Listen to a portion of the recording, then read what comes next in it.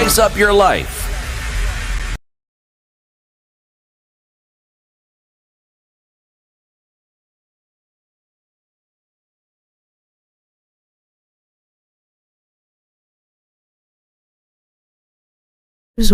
I'm Leah Obanga. The government is today officially launching the new community health system, that is SHIF, just one day after medical equipment was delivered to the first 4 counties. Health PS Hari Kimtai says Kenyans will from today start getting services through this new system. I can now say the former NHIF because there will be no more NHIF and we shall have SHA. However, Health CS Deborah Baraza had a difficult time in Parliament when she was asked to clarify how Kenyans, especially those who are unemployed, will contribute towards SHIF deductions. How does the payment work? What is the link between what you get and what you pay? So for the means testing, when you are in informal, you are not employed, what happens? You're given and you do a means testing.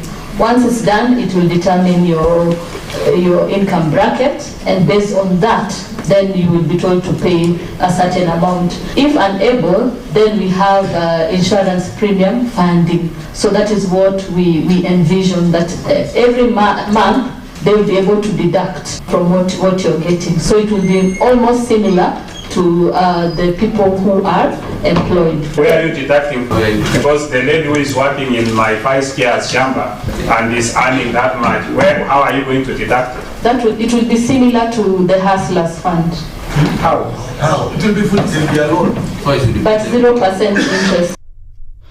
This is happening at a time when a large number of Kenyans are not yet registered in the SHIF program following internet challenges. As of yesterday, more than 2 million Kenyans had been registered in the program, which is said to solve the challenges being experienced through NHIF. Note that NHIF has been officially discontinued and we are now transitioning to the new social health insurance fund SHIF system. Deputy President Rigathi Gachagua says he won't step down from power. Interviewed by journalists from Kalenjin stations, Gachagua, however, said he does not have the authority to stop the debate on removing him from office. Na kama deputy speaker aende asimamie na hakikishe ya kwamba umefukuzwa kwa kazi. Na sisi ndio tulikuchagua na sisi hatujaona makosa yako. Sasa mimi tu kwa kuona kwangu, mimi ni mnyonge. Na mimi sina ushawishi mkubwa. Na mimi niko mkononi mwa wabunge na maseneta, vile wataamua, mimi nitakubali tukiwa na watu wangu.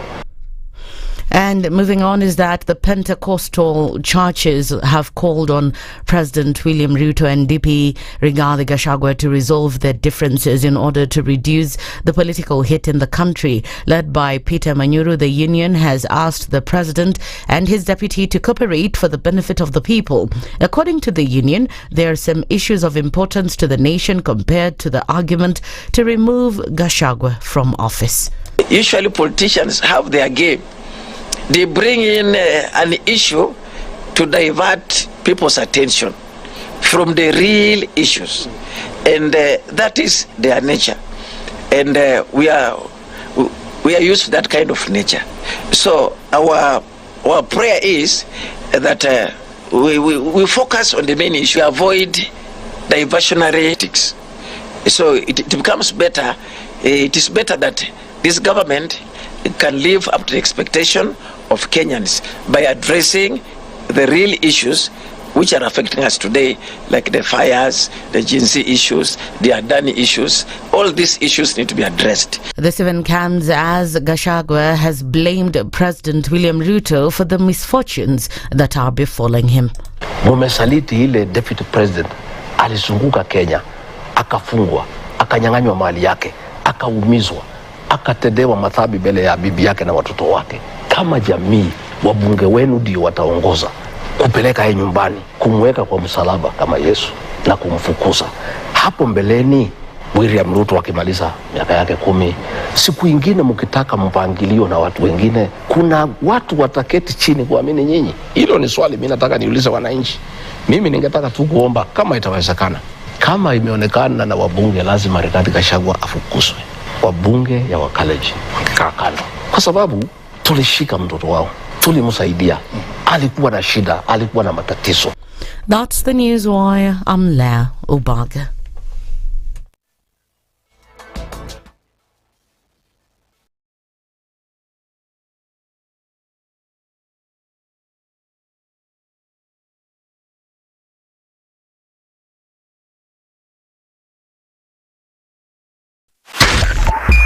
.5 Spice FM, Kisumu. The following takes place from 6 a.m. to 10 a.m. every weekday on Spice FM. If a lion shows you its teeth, it doesn't mean it likes you. It doesn't mean it likes you. It won't start. A liar calls as witness one who is either dead or far away. Say it in Kiswahili. Ben low, nin inte, nin there, you markati kadikta. You know this character called liar. He has disturbed people. So when you tell him who are your witnesses, he will take you to a place where it is difficult to verify. For someone like me who sweats a lot, I cannot survive there. Sweating is biblical. Good. And you must blame it on Adam, not because Adam messed up and he was told, no, you fellow, you, by the sweat of your brow, thou shalt eat. The Situation Room, Kenya's biggest conversation. Patrick Lodge, Otieno Lumumba. Karibu sana. Asante sana. CT Muga. CT Lodge. Muga, not Muga. He is here and here's the day's proverb. One man marries a woman. Another man marries troubles. Is he the same man? Spice. A lion cannot eat more than 2 donkeys. It will die a natural death because there is no ICU in the forest. In Kenya, it has become the situation that you cannot conduct 2 elections. In fact, with the same IBC. You can't. I told you about this Indian friend of mine who was enjoying other Indians in the group. He wrote the word valve and told them, read it. So how did he say it? I really want to know. The valve. Because kina Ednah, it's the, like you said, the B's and the P's. Kila kitu mkisia kisema atasema opposite. Opposite? Ukisema hii anasema opposite. Opposite. Wewe ukisikiliza namna hii unasikia opposite. The Situation Room, Spice. The only way to start your day. If you go out of this country and come back the same person, then you have a problem. Buy land, 1 million. Put it there for 5 years. What's the purpose? It'll have increased in value. No, that's the thing. That's darkness. That's an eclipse. You don't do that. I hope you don't believe that a hustler is a poor person or that all hustlers are poor. I've seen that conversation. Tell us, who is that? So who's a hustler? Hustler is a person who is making a living through hard work. Corruption in Kenya is a political accusation. The people who are actually corrupt are not pointed fingers at. Kenya is not free. Kenya imeshikwa na mateka. It's under siege. Have you seen that lodge on Nyeri Road? Very high fence. You can't even windows sleep inside. Up near the ceiling. Yes. And if you walk that midnight, you see bats the size of cows.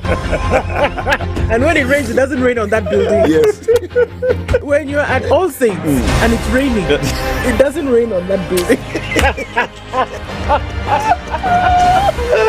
The things people will believe. Well. The Situation Room, Kenya's biggest conversation. If we just gloss over issues and hope that time heals, then we might find that in generations to come, we might be back at the same situation. And the whole thing is born of stolen elections. Spice. When it comes to the decisions you make, you must be independent. There's no way you can allow one institution to dictate to you how you're going to conduct your operations, how you're going to decide cases. It's a no. When you weaken the institution to the point where they cannot take action, then you realize that politicians have to come up and now start dealing with the issues. That conversation has to die. Our politicians do not like the hard stuff. We must insist on the path of doing things right, whether popular or unpopular. Money changes hands. That is a fact. If you have political goodwill at the highest top, like in Rwanda, then corruption will be an issue of the past. If you don't have political goodwill at the top, we will pass laws, we will amend laws, we will continue passing laws and re-amending laws, and nothing will happen. This is the Situation Room. the only way to start your day.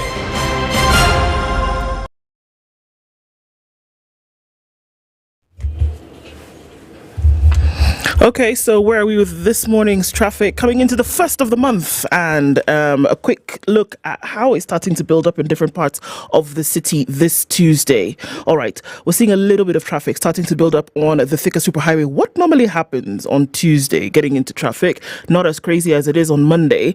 Also looking at some traffic starting to build on Mombasa Road, interestingly enough, as you get out towards Cabanas. And it's also a little bit of it on Gong Road as we get through into the city. All right, looks like a bit of a slow start to Tuesday, and folks are getting where they're going either really early or we might see a clog up of traffic later. We'll keep an eye on all of this and we'll talk on SpiceFM KE on X, hashtag The Situation Room.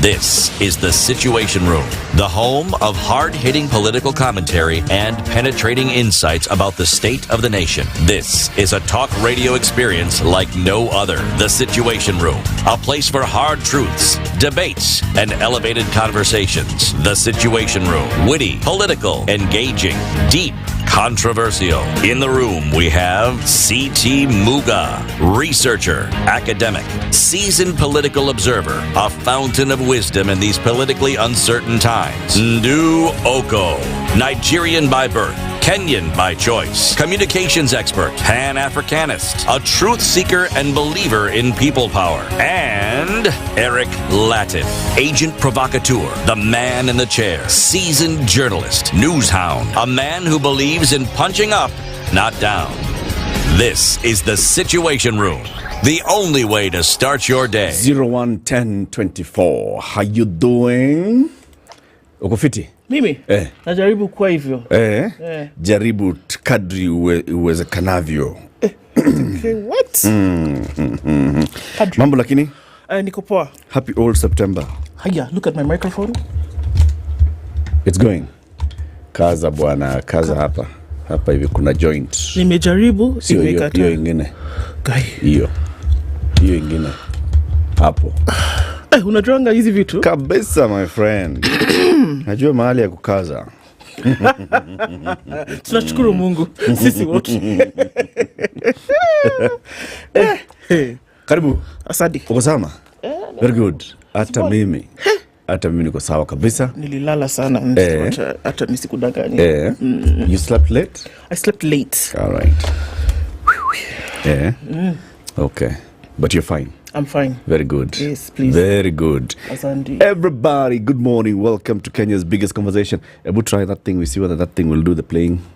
Okay. Do the playing. Is it doing the playing? Yes, it is doing the playing. So, please welcome my wonderful ministry friend, Gloria Muniro.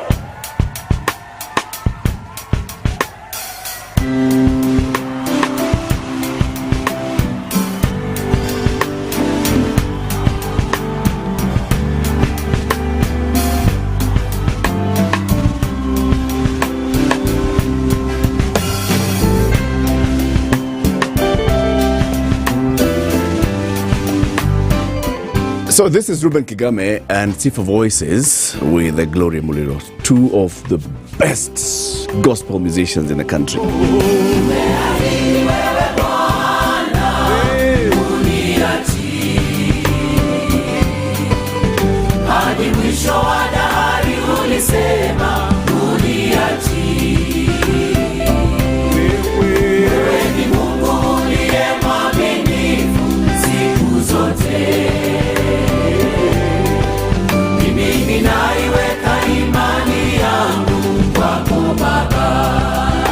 Sing it, Gloria.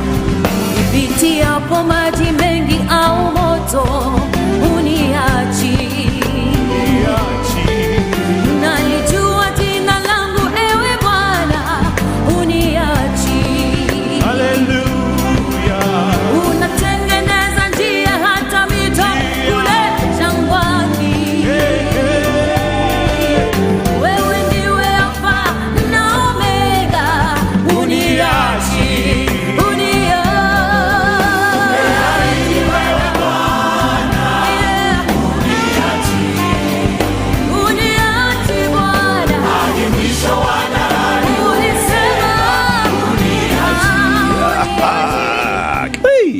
eh?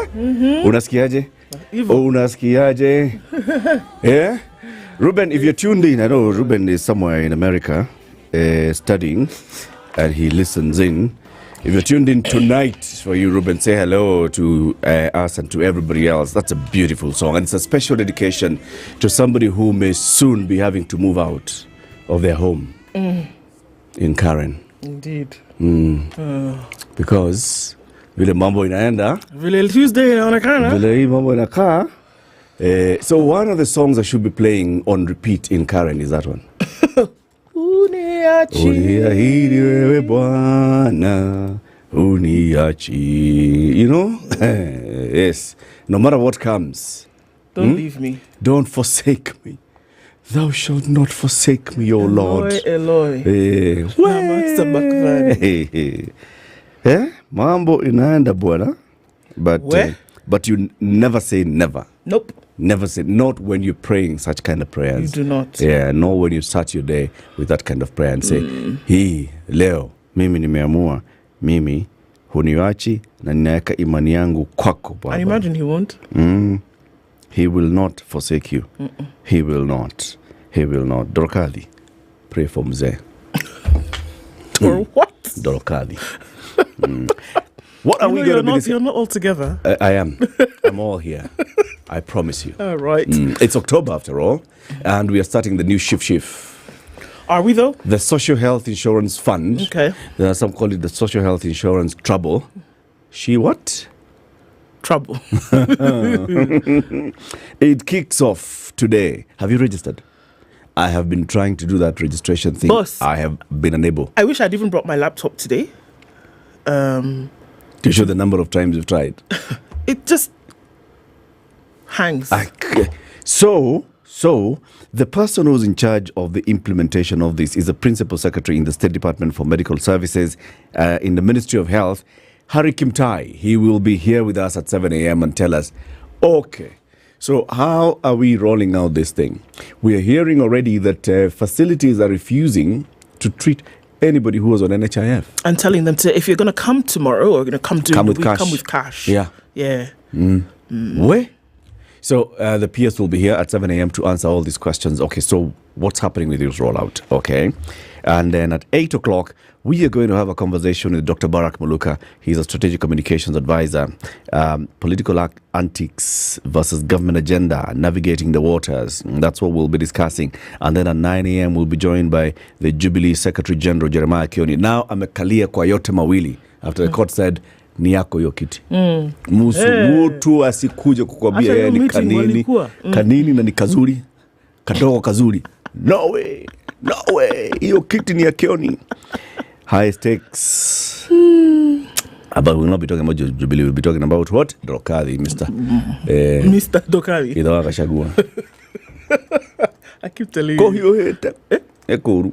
Neke. No. Anyway, high stakes. Will the DP Gachagua survive this impeachment battles? Will he not? That's what Jeremiah Kioni will be coming here to tell us, and also to discuss various things that are happening in the country. So why is this? Why this impeachment? Why now? Sindio? Those are the things we'll be discussing. It's quite later. It's 19 after 6. So tell us about the weather, and then we go move. Sawa. This is the Situation Room, the only way to start your day.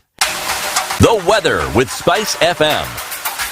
Partly cloudy conditions in Nairobi, 16 degrees. We'll see highs of 24 and lows of 16. It's cloudy at 14 in Nakuru and 15 is cloudy in Nyeri. 12 and clear in Eldoret, going to highs of 22. Mombasa at 23 is going to be partly sunny through Tuesday.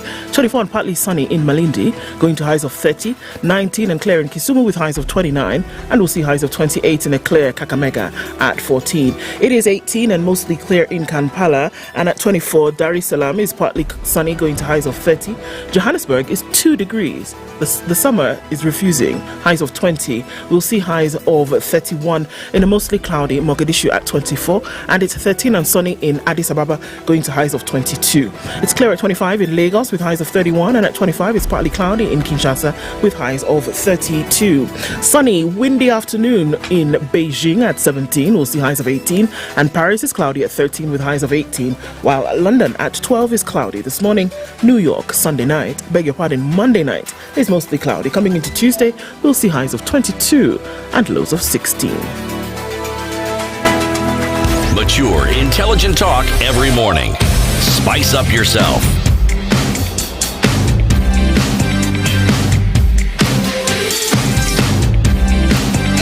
Mornings done right.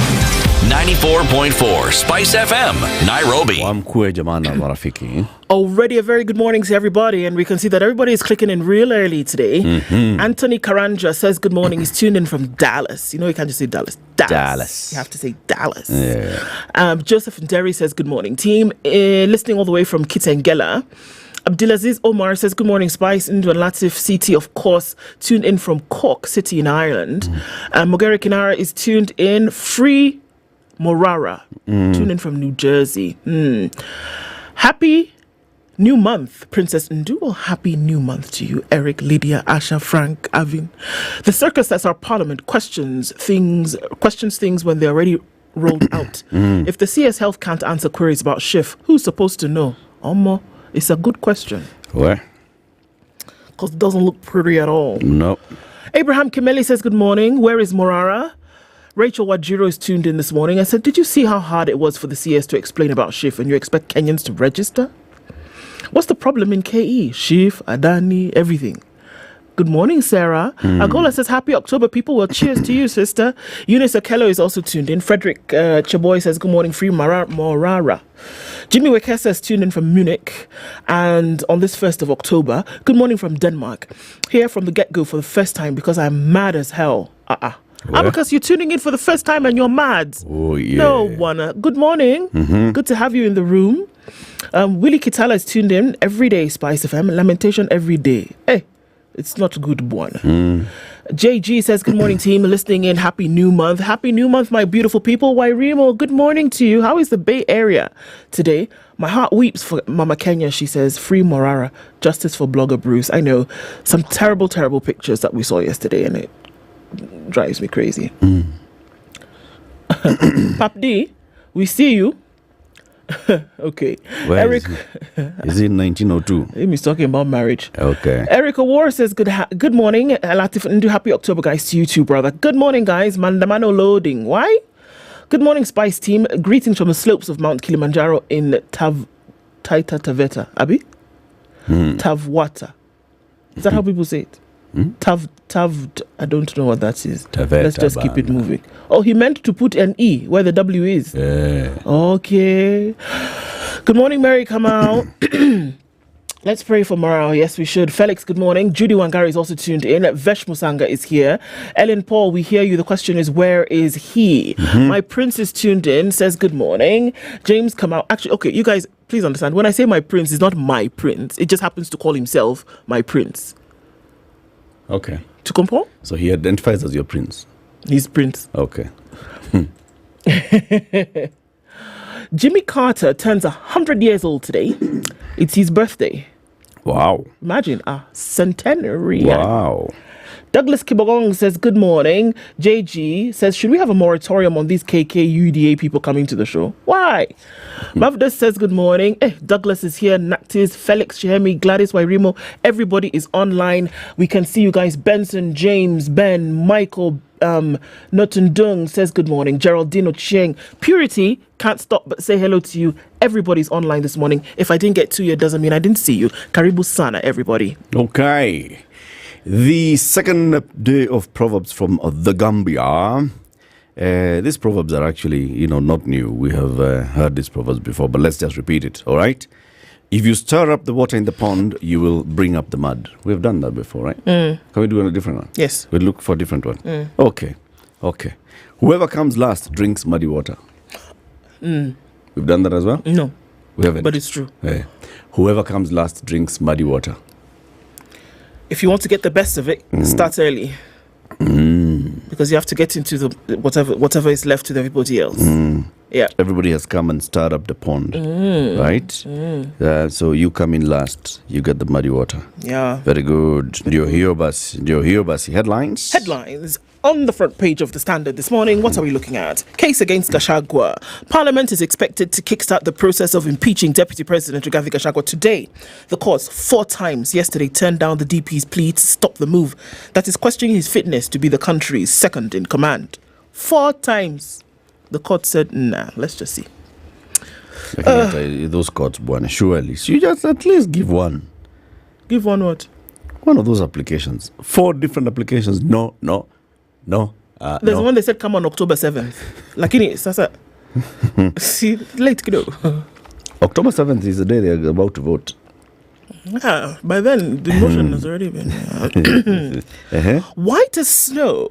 MPs say of Indeed firm in shift saga. Today, the country will witness a big shift in the health sector with the rollout of the shift, even as MPs cleared the air on claims that plan is fraught with graft. They said, no, that one is okay. Budget boss lays bare Treasury secret Adani trip. Where? Kuna kiro. Battle of the deputies in the US election. It's hot, a month to the US election, and the deputies are now waxing. You've 4 days to give tax opinions. We'll look into that. This is interesting, I think. It's going to go into the world of sports just a little bit. Ten Hag says, just give me one more chance. Just give me one more chance. Long may he reign. One more chance. Eric Ten Hag. What? He will actually revive Manchester United. Amen. If all they need is patience. Man U are impatient. Yet they had one manager for like 55 years. Surely. Sir Alex Ferguson. Yeah, and then now they got a new manager. They fire Moyes, they fire Nani, they fire Solskjaer. Let this guy stay. Let him see what he can do. Yeah. UN extends Haiti mission by 1 year. So it looks like, Kenya's doing the business. So, how about we just keep going?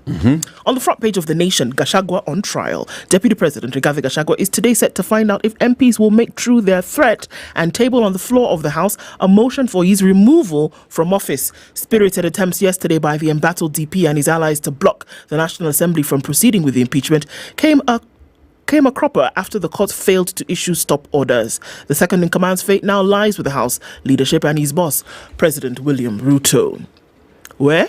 The Speaker is expected to notify MPs he has received the notion seeking the DP's removal. Yani, they didn't know he knew. So now he's supposed to tell them. Now I know. Activist Morara arrested at city office. Okay. Enemy within. How border riders are implicated in killing of their colleagues. Where? Governor now summoned in gang rape probe. Mombasa Governor Abdul Swamad Nasir confirmed that he and his mother had been summoned by the police to record a statement over the matter. Again, horrific videos that we saw yesterday. Relief as missing Mombasa taxi driver found alive in Migori. Mombasa? Yes. Migori? Yes. She took a trip. So she is the rider. She's the driver, right? So someone hailed the cab. She took the trip. We'll look into the details of the story. But then she disappeared. Literally went off the radar. Couldn't find her. And then she found unconscious yesterday in Migori. And the car was found by... Okay. Omtata seeks to block the shift rollout as MPs approve 104 billion shilling system. Omtata said, you guys, man, you got to give it another try. This one, 856 million shillings. You like that number? Yeah. Well, it's the windfall for the president and Raila parties. It's the money that they're going to get because, why not? From the political parties fund? Yes. I see. You see? 856 for just those two. UDA and ODM.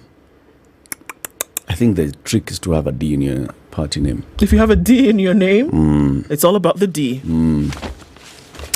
The Business Daily, shall I tell you? Yes. Okay, it has the BD. Okay. How workers' take-home pay will shrink on shift deductions. Thousands of workers will this month breach the legal requirement that demands that they take home at least a third of their salary following a deduction of 2.75% of gross pay. Gross. Okay? Your gross pay is 35,000 shillings. 2.75% of 35. Not net after deductions. Nope.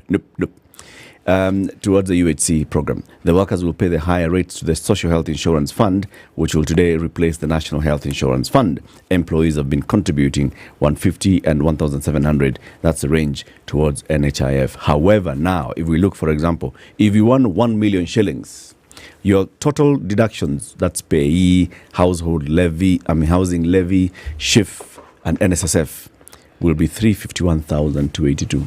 If you do what now? If you earn 1 million shillings gross pay. Yeah.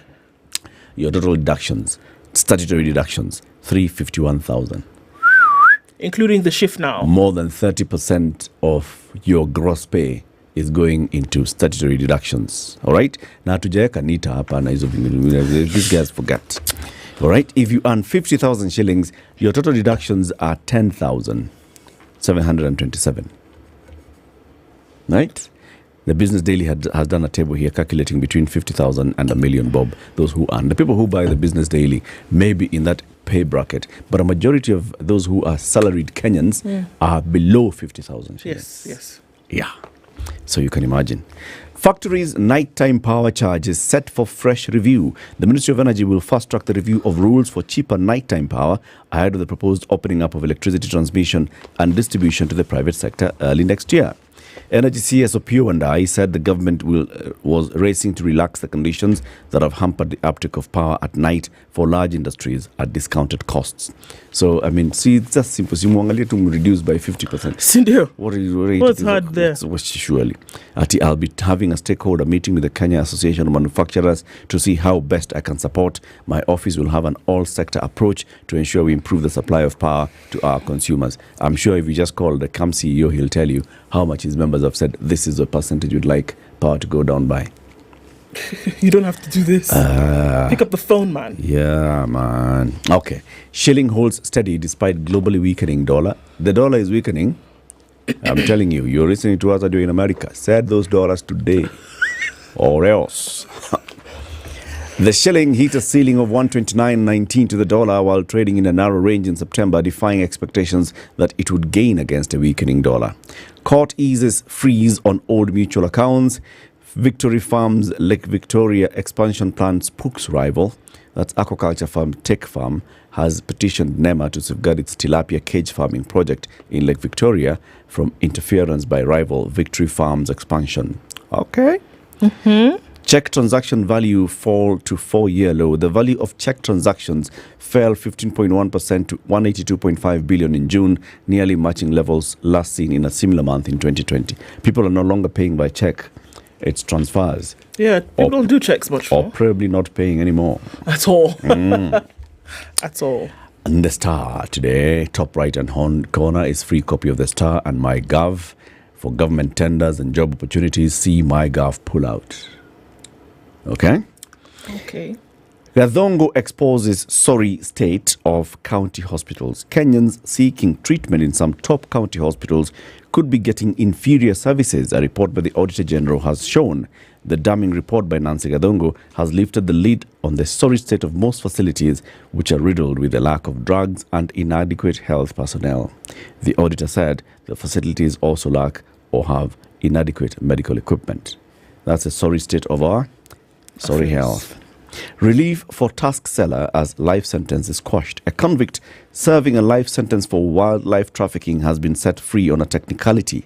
Wilson Kunyoni succeeded at the Court of Appeal after 3 judges on September 20th overturned the judgment of a magistrate's court and agreed with the High Court finding. Kunyoni was convicted on 2 counts, being in possession of wildlife trophy and dealing in wildlife trophy. The man had tasks.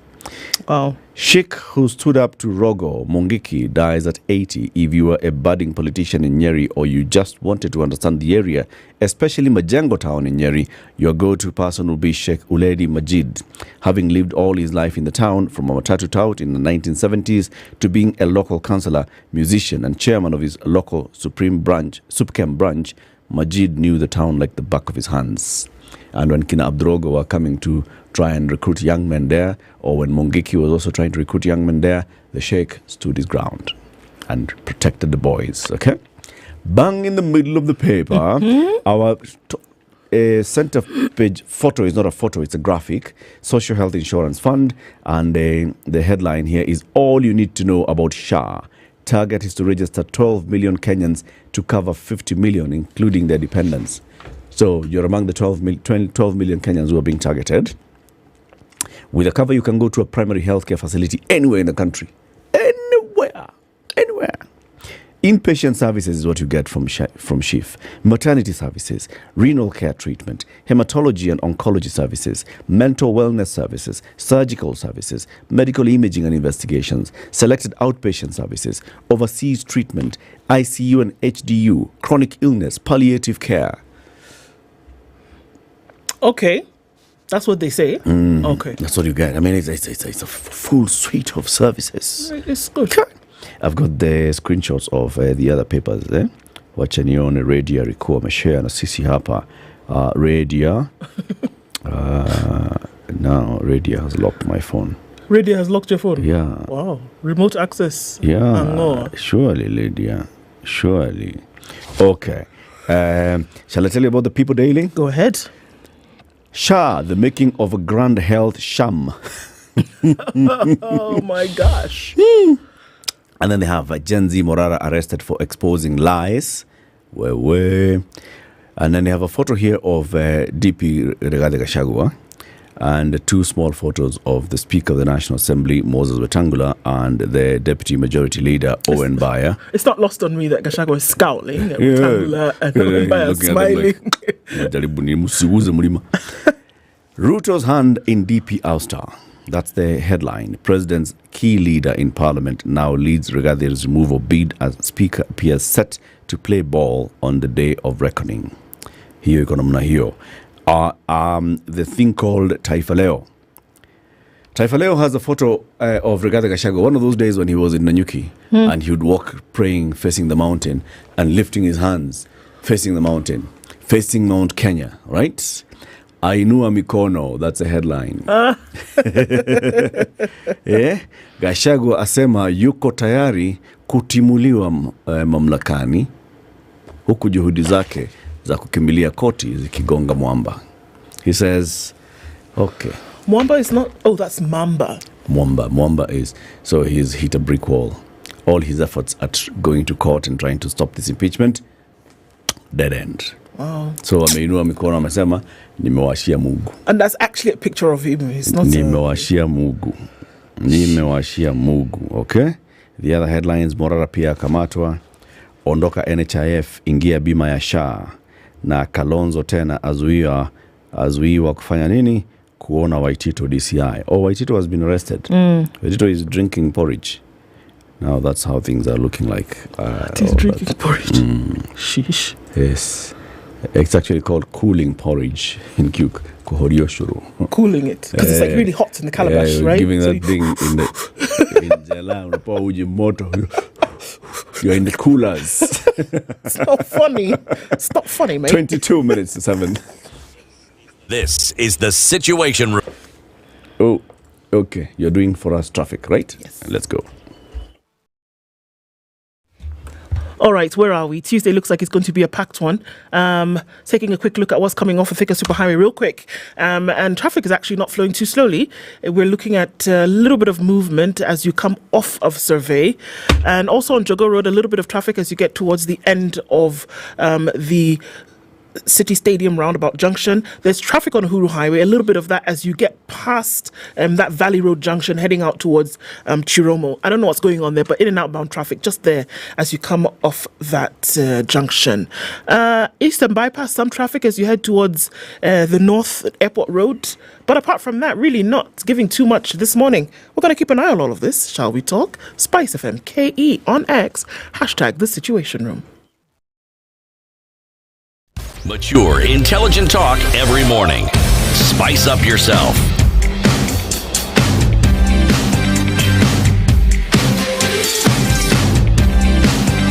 Mornings done right. 94.4 Spice FM, Nairobi.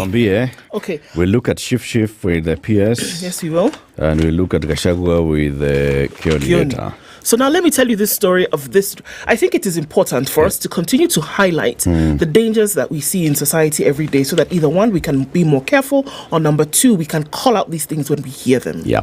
Relief as Mombasa taxi driver is found alive. And so you want to ask, what exactly happened?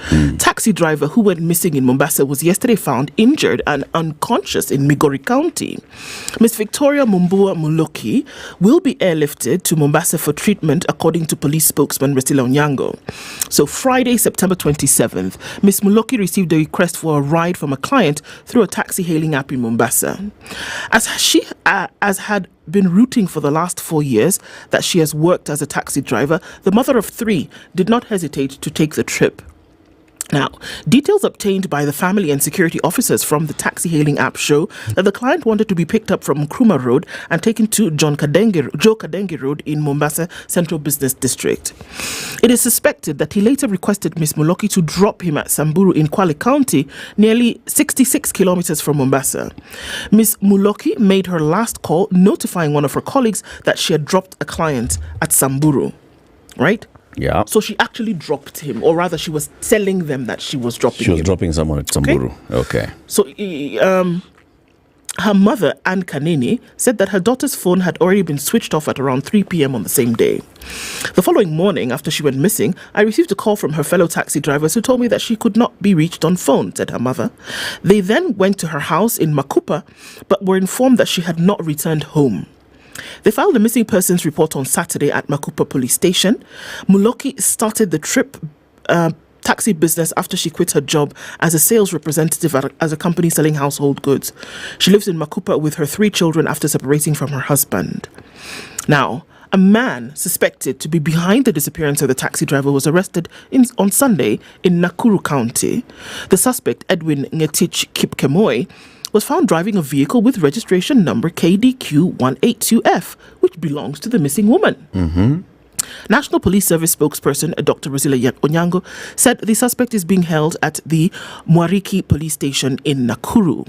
Nakuru County Police Commander Samuel Ndani said Kipkemoi was intercepted on Sunday at Pipeline Junction along the Nakuru-Nairobi highway. So this guy is arrested in Nakuru. Yes. Driving the vehicle of that this lady was using as a taxi. And she used it as a taxi to ferry somebody. On Saturday. Right. Right. And he's arrested on Sunday. Okay. Okay.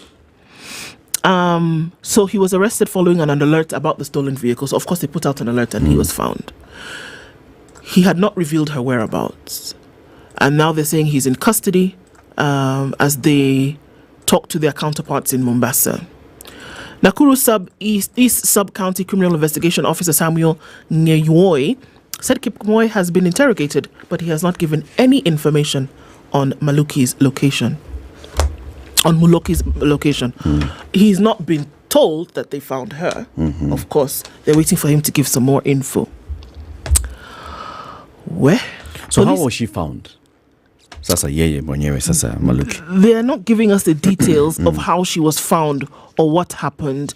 Sources in police circles revealed that Muloki's car was spotted along Gumbi Road near Milimani Market in Kisumu, with the tracking system also showing another location in Malanga Road along Kisumu Busia Road in Siaya. They're talking about the vehicle, but they're not telling us how she was found. So you see, she was found in Migori, remember?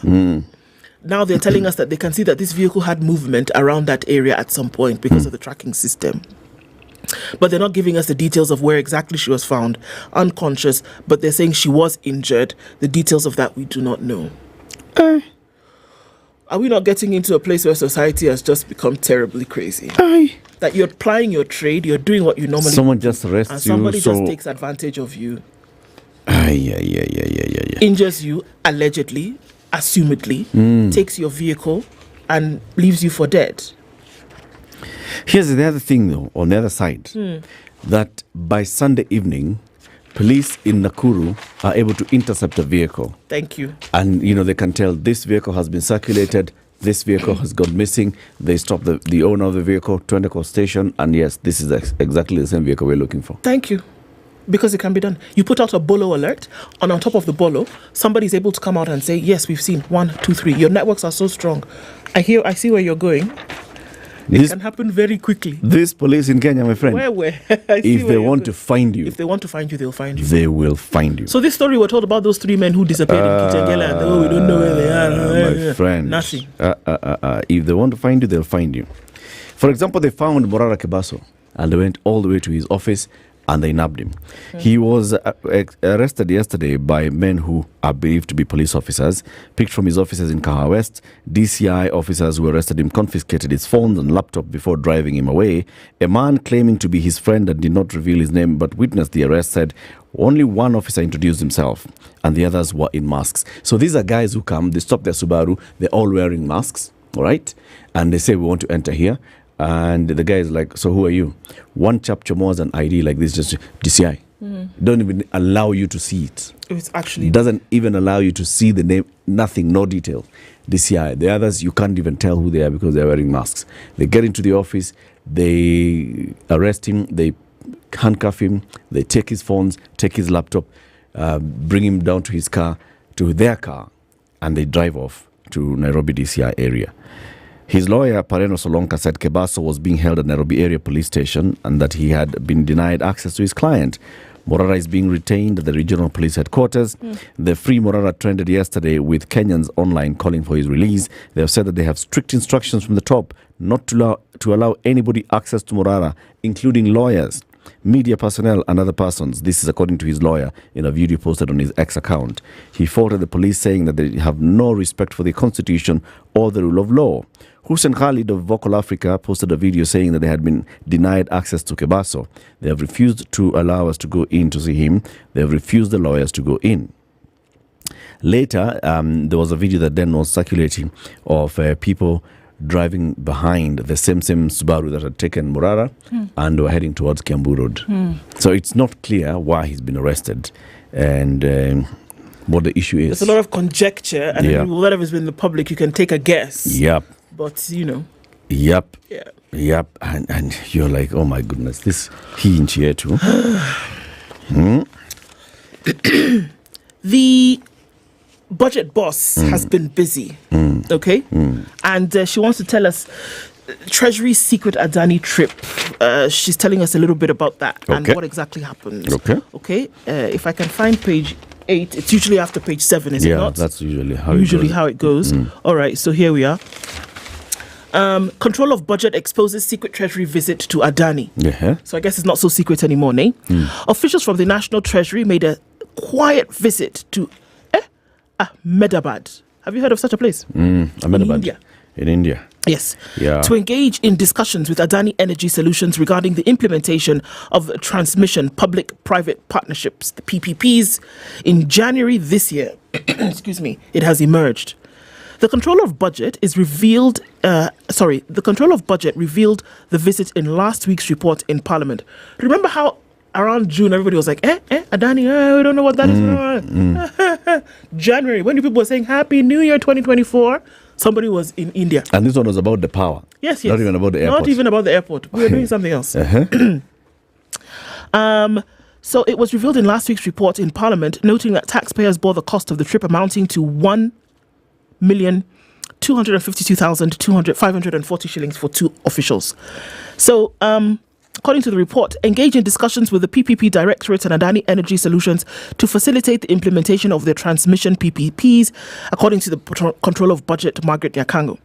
Now, this revelation comes a week after after she expressed concerns about her safety following her exposure of corruption in both national and county governments during her appearance before the Constitution Implementation Oversight Committee. The fact that I hold a protected office was ignored, and I was abducted to Mombasa. But I'm here in the office without fear or favor because I feel unsafe, but the law has protected me. I am here to carry out my duties under the law. She said whatever she's doing is according to the law. You can call it whatever you want it. Yep. It still remains. I'm just doing my job. I'm doing my job. Yep. Right? The visit by Treasury officials, which took place from January 27th to February 1st, 2024, remains shrouded in secrecy, with the government keeping crucial documents on Adani deals in Kenya out of public reach. The discussion centered on PPP, a key focus for President William Ruto's development plan. Despite the lack of transparency, the timing of the trip has raised suspicion as it occurred while Indian billionaire Gautam Adani was was in talks to lease Jomo Kenyatta International Airport for 30 years. Do you understand? I understand. Okay. Booker Ngesa, Vice Chairperson of the Communist Party of Kenya, said that the PPP are new ways of stealing from Kenyans. So you want to put it in a PPP. Yeah. Essentially what you're doing is you're getting money under the table. You'll pay me over the next 30 years. Exactly. But, it's private and it's public at the same time. The two people left the country. They left secretly even before the feasibility of public participation was done. Then spent $1 million in 4-5 days and then came back. Adani deal targeting multiple sectors have sparked public protests, lawsuits and parliamentary inquiries, with critics accusing the government of sidelining proper procurement procedures. That's a lot of peace today, man. And bypassing feasibility studies. So basically she's saying, y'all are here thinking that this thing just erupted the other day. We're telling you that from the beginning of the year is when these conversations started. You're only now seeing really the tip of the iceberg. And there's a lot under. Money has been spent. And you know how you said last week, we talked about it here, this thing, it's done. It's already been done. It's all well and good. I mean, the issue of power transmission lines, private sector involvement in power transmission line is okay. I think what we just need is to get clarity from, one, the Directorate of PPPs at the National Treasury. Just create awareness, because they know a lot. They know the law. They know how the law is. They are experts in there. The Directorate of PPP should just be coming out to say, this is how the PPP law works. This is a procedure as laid out in law. And every time you see a PPP project, just know that these are the checks to go through. Create that awareness. Then show us, for example, Adani with the Ketraco. The Ketraco MD says the deal has not yet been signed, but it's going through process. What is that process? At what stage are we at right now? Explain these things. Explain. When you don't explain, you make us think that you're stealing. Let things not come out in the last minute. Even this Shah thing with Safaricom and the consortium, just come out and say, okay, so this is a deal. This is what we expect from these guys. This is how we shall go. Roll it nicely. Explain. Anyway, now remember when President William Ruto once came out to address the public and said, one of the things that we are doing to reform our country and to make it responsive following the Gen Z protests is we are going to cap the age limit for public servants at 60. Nobody beyond 60 will be allowed to continue working in public service. Remember that? And then the head of public service, Felix Koskei, actually issued a circular saying the same. Yes. You attain the age of 60, you go home. Hit 60, home. 60, home. There have been questions about the age of the new IG of police. Is he 60 or is he not 60? Okay? He's 60. Now, today, the 1st of October, sing happy birthday. Happy birthday. I'll tell you to who. Start singing happy birthday. Happy birthday to you. Happy birthday to you. Happy birthday, Mohammed. dear Mohammed. Yes. Happy birthday to you. Said Mohammed is Mohammed Amin, the DCI director. He turns 60 today. Yes. So, the fate of DCI boss Mohammed Amin now hangs in the balance after he attains the mandatory retirement age of 60 years today. Amin was born on the 1st of October 1964, according to records in his personal police file. He was sworn into office on October 19, 2022, when he was 58 years old. It remains unclear if Amin, who has headed the DCI for the last 2 years, will be leaving office as dictated by the public service regulations. This is after a circular on September 8th by Head of Public Service Felix Koskei issued a statement saying no public servant will be allowed to continue serving after attaining 60 years. In that circular, Koskei said there will be no extension of service for state officials beyond the stipulated retirement age. He said any such extensions of contracts would contravene established regulations. The directive was issued at a time when over 43,000 public officers were projected to retire by August. On July 5th, President Ruto, while addressing some of the issues raised during the anti-government protests, said no public servant would be allowed to stay in office after hitting 60. So happy birthday, Mohammed Amin. And goodbye. Yeah, thank you for your service. Yeah, we appreciate your service.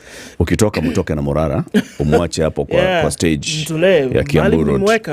Tafadhali. Mweke hapo kwa stage ya Kiambu Road. Atapata lift arudi kwake kwa ofisi Githurai. Okoh West. I wanted to say, it's not in the papers, I think it's somewhere, but I don't think we can run away from the horrible pictures that we saw yesterday. It really dampened my spirit. Actually, it did a little bit more than dampen my spirit. It tore at my heart. What picture? The videos that we saw of this young man, the blogger, being assaulted in the manner in which he was. Yeah. And this comes off the back of the conversation that we had yesterday morning. By the time we were having this conversation, this had already happened. And that what we saw, and that it was filmed, and that we saw this in the public, and that we are incensed to the point where we've sunk so low that we can do things like that. And you actually even record. And record it. It doesn't matter who ordered it. It doesn't matter who was acting on behalf of whom. It doesn't matter what was going on. That it could be done in the manner in which it was done to another human being. We have devalued, we have debased, we have undignified humanity. And it is in such instances that I expect a fast-working police service, for example, to find the people who did this. They're on video. They're on video. What more do you want? They're on video. You can even you can hear their voices. In some cases, you can see parts of their faces. What stops you from finding them in less than 24 hours? The way you paraded some young man here and 142 SIM cards and 5 phones and put them on a table somewhere outside offices. What stops you from finding the man or the men who dehumanized another man in the manner in which it was done? It's really so bad. It is terrible. Because the longer it stretches, this thing, the more this guy is traumatized, number one. And number two, more and more people are just mentioned into it. For example, the governor, Abdul Samad, he just came out to say, look, I am not involved. I am not involved. Let investigations happen and conclusively go on. He had been summoned to appear, then he was told, don't come. Just finish. Call the guy, let him go record a statement. If you need to visit his mother is 74 years old, okay, go to her house. You know where she lives. Go record a statement with her. Interrogate her, ask her questions. Then establish what they know, what they don't know. Talk to this guy himself, the victim. Talk to the others. Finish this case. This is Let terrible. the guy get his justice. It's terrible. Yeah, I mean, it's... We're just looking like it's no big deal. Yeah, it's bad. It's bad. It's bad. Eric Mutai was a university lecturer in 2022, and then he decided, let me run for governor of Kericho County. And he started campaigning, and he was campaigning against people who were deep pockets. Deep pockets. Okay? Kuna mtu alikuwa anaitwa Transformer. Former Energy CS was one of the competitors. People contributed for Eric Mutai. And it was all over going around on social media and in the news. People just saying, this is our guy. Now, the MCAs of Kericho have said, this is no longer our guy. They have put a impeachment motion against him. Now, Dr. Mutai is clinging to a curious and a tenuous support base of 10 MCAs as he faces the impeachment motion that could end his political career. In a frantic bid to stave off the motion, Mutai is attempting to rally more MCAs to his side, needing at least 10 more votes to challenge the 37 who have signed a motion against him. The 41-year-old governor is accused of gross violation of the Constitution, mismanagement of public funds, breach of the Public Finance Management Act and Leadership and Integrity Act. His political future hangs in the balance as the impeachment sponsor, Sigei Ward MCA Kiprotich Rogon, needs the support of 32 MCAs for the motion to pass. As the clock ticks towards the impeachment hearing set for tomorrow, Mutai is in a make-or-break battle. This is what he's dealing with now. He's just basically trying to look for an extra 10 MCAs. 10, just make sure that this guy doesn't get the numbers to impeach him. It's impeachment season. It's impeachment season. Well, it's always impeachment season. Impeachment season is after swearing in, next impeachment. Imagine. So, in the next hour, we shall be talking about the transition from what we know as NHIF into SHIF. Remember, SHIF is just one of the components of the Social Health Authority. The Social Health Authority has a primary care fund, has the Social Health Insurance Fund, and has the Emergency, Chronic and Critical Illness Fund. The first and the last are supposed to be catered for from the exchequer. Yes. The middle is why we are contributing. Yes. 2.75% if you are salaried is going straight today Inside. into shift. If you walk into hospital today, you are supposed to be continuing to receive treatment. There should be no interruption. The government has said this very many times. Well, we have invited the government. The PS for medical services will be joining us in the next hour to come and tell us, so how is this transition exactly? And how do we register into this shift thingy? 7 a.m. news time.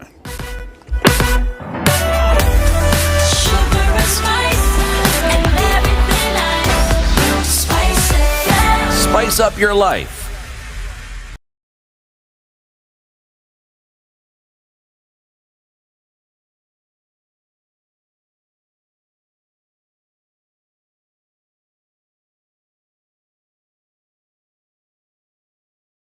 Wire Amla Ubaga. The transition to the Social Health Insurance Authority SHA received a significant boost as Parliament's Health Committee cleared the scheme, stating that its queries regarding the multi-billion health digitization project have been addressed. The committee made this declaration after the CS and PS for Health provided a status update just hours before today's rollout of SHA. However, questions remain unclear about the criteria that will be used to assess how informal sector households, that is the unemployed, will be bundled to determine their annual contributions to the health fund, a question that Health CS Deborah Baraza did not make clear. How does the payment work? What is the link between what you get and what you pay? So for the means testing, when you are in informal, you are not employed, what happens? You're given and you do a means testing. Once it's done, it will determine your income bracket, and based on that, then you will be told to pay a certain amount. If unable, then we have insurance premium funding. So that is what we envision, that every month they will be able to deduct from what you're getting. So it will be almost similar to the people who are employed. Where are you deducting from? Because the lady who is working in my 5 years chamber and is earning that much, how are you going to deduct it? It will be similar to the Hustlers Fund. How? It will be full loan. But 0% interest. Health PS Hari Kimtai, however, confirmed that it's all systems go for SHIF, as no facility moving forward from today will be allowed to use NHIF. I can now say the former NHIF because there will be no more NHIF and we shall have SHA. So far, more than 2.6 million Kenyans have registered for SHIF despite the website challenges due to the last-minute rush. Former Kiambu Governor Ednah Waititu spent the night at Pangani Police Station after being denied bail following his arrest on Monday afternoon. Waititu was apprehended for allegedly making inflammatory remarks during an event in Ruiru on Sunday night. He's scheduled to be arraigned today to face cybercrime-related charges. This event comes as Wiper leader Kalonzo Musyoka, DAPK's Eugene Wamalwa, Jubilee's Jeremiah Kioni and Makueni Senator Dan Manzo have complained about Waititu's arrest. They've been calling each other Viper. Have you seen the Honorable Ishunga being arrested for calling Gachagua Viper? It's an expression. It's freedom of expression. Wanaitana nyoka. Kama wengine wanaitana umbwa. It's freedom of expression. And they cannot arrest our clan and deny us access. Hii siasa tutasukumana naye, and I want to tell you, come 2027, you not earlier, they are home. Wataenda nyumbani.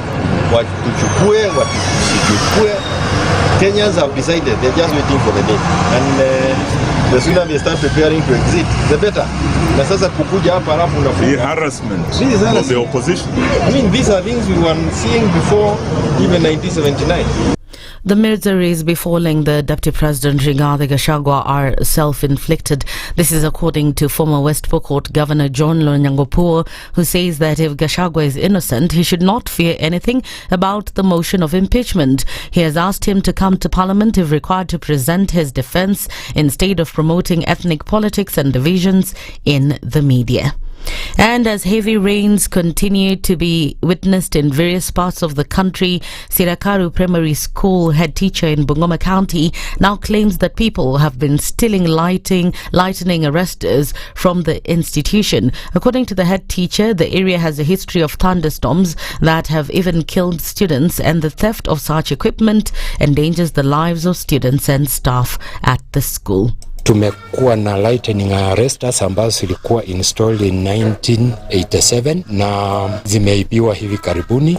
Tumeripoti kwa polisi, wanaendelea na uchunguzi. Wakati hizi lightning arresters zimeibiwa, tuko na wasiwasi sababu hii area inajulikana sana kwa mambo ya mvua kuua watoto. Kabla siwekwe mwaka wa 1987 wanafunzi wengi waliuawa, na baada ya hapo wakaja wakaweka. Kutoka wakati huo hadi wa leo hilo jambo halikuwahi kutokea tena. That's the news wire. I'm Lea Ubaga.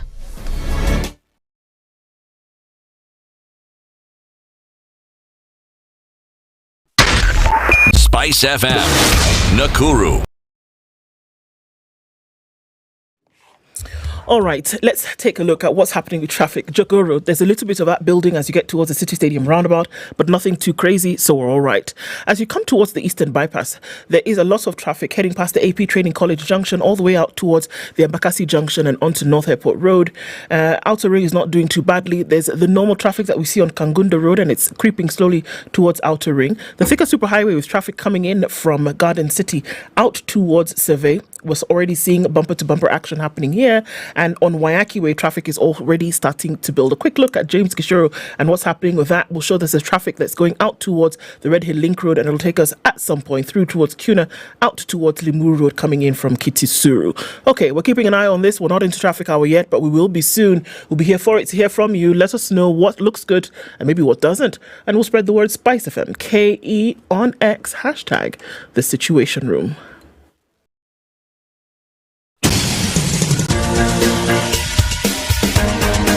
This is The Situation Room, the home of hard-hitting political commentary and penetrating insights about the state of the nation. This is a talk radio experience like no other. The Situation Room, a place for hard truths, debates, and elevated conversations. The Situation Room, witty, political, engaging, deep, controversial. In the room, we have C.T. Muga, researcher, academic, seasoned political observer, a fountain of wisdom in these politically uncertain times. Ndu Okoh, Nigerian by birth, Kenyan by choice, communications expert, Pan-Africanist, a truth seeker and believer in people power, and Eric Latiff, agent provocateur, the man in the chair, seasoned journalist, news hound, a man who believes in punching up, not down.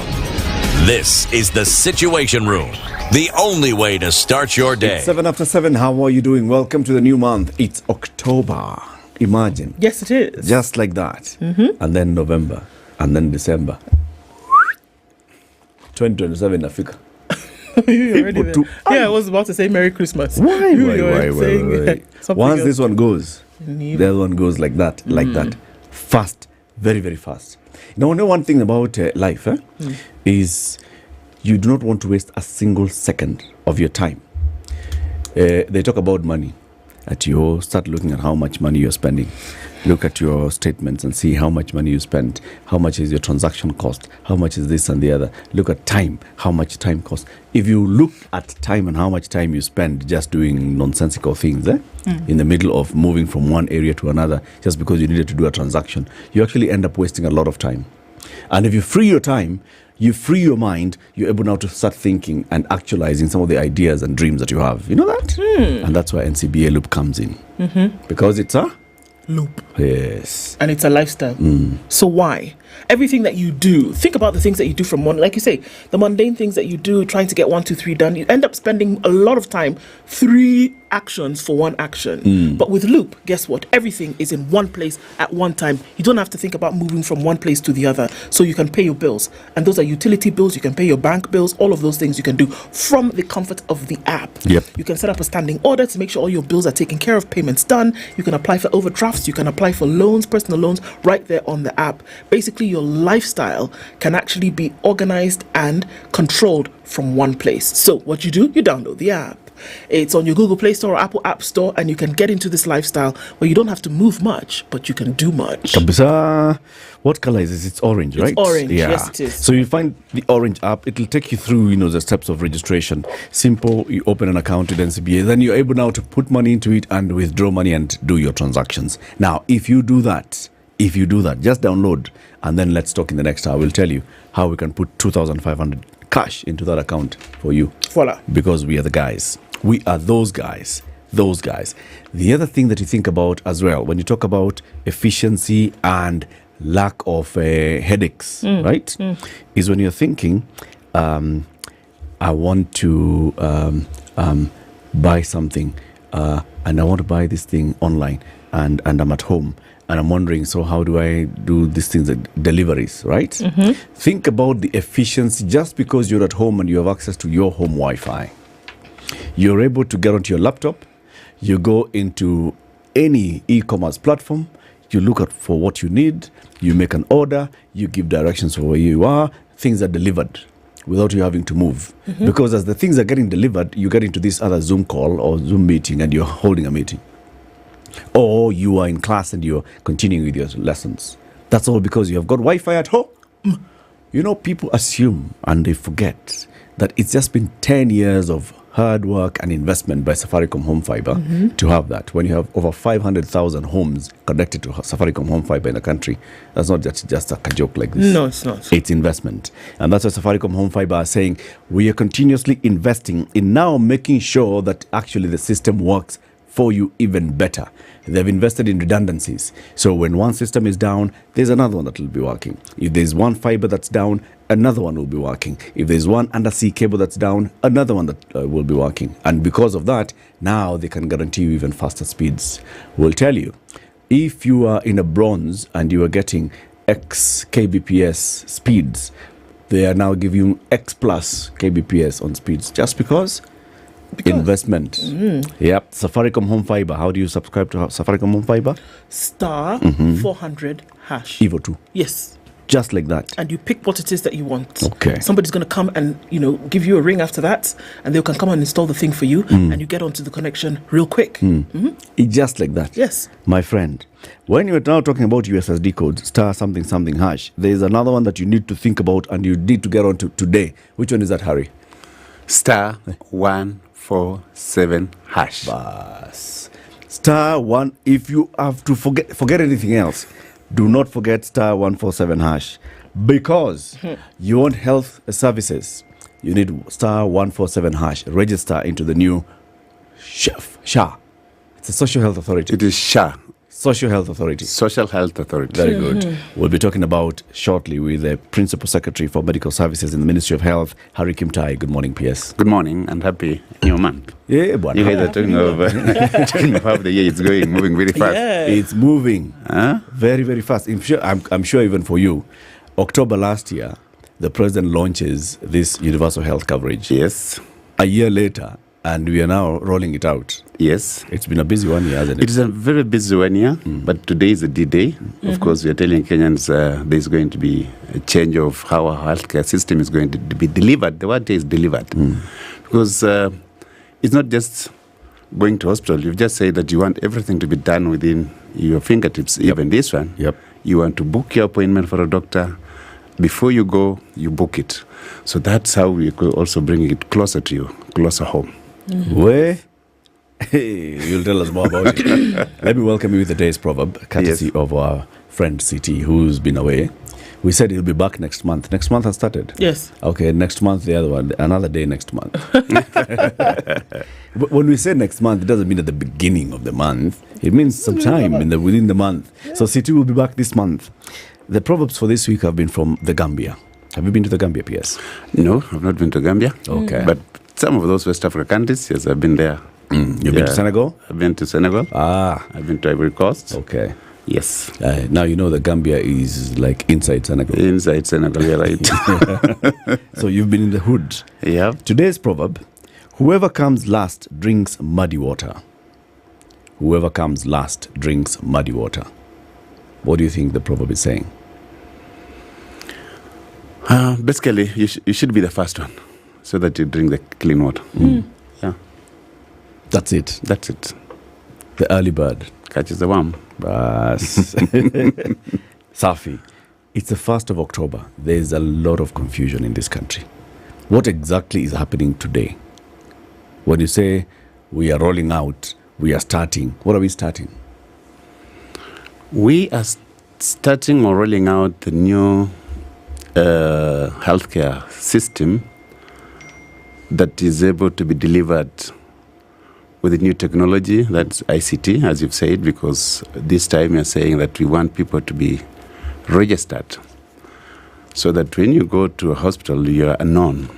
And you see, we started much early. We started with the community health promoters last year, September. The president launched the community health promoters. And what we did was basically equip the community health promoters with a phone, with a system that's called each is the electronic community health information system, whereby when you're visited by the community health promoter in your household, they're able to interact with you, and we give them, the app has what's called, you can test the blood sugar, you can know the pressure, the blood pressure, and that is sent to the next nearest hospital, which is called the PC and the primary care network, because what we did is we clustered facilities within an area. So, and when you have, say, for example, high blood pressure, you are informed by the CHP that please visit your nearest health facility. So when you reach there, you find that your details are already captured there. So the health provider there will look at you and start taking care of your details, more details now. So we started at that community level where we started the household. And now we said we must now move to the next, where we say we must digitize our healthcare system. And it was really important that we do that. Initially, when you were, the previous governments, Kibaki, Uhuru, tried the launch of UHC, Universal Healthcare Coverage. But there was a problem. The problem is we launched it using the same system, and we call it UHC. So that's why it failed, because nothing changed fundamentally. This time we said we needed to have a legal framework, the strong foundation that will be able to deliver UHC. One of it is making sure that we digitize our healthcare system end to end. And that's why we have the Digital Health Act. Because it is through the Digital Health Act that will help us then deliver. One, we needed data of our patient records. We've seen cases where you go to hospital, you are treated in hospital A, you're told to go for tests, you do all those tests, and then maybe another day you realize you are in Kakamega and you had done the test in Nairobi.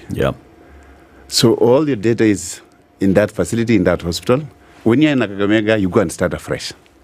We are saying we want a patient journey. How do we sustain the patient journey?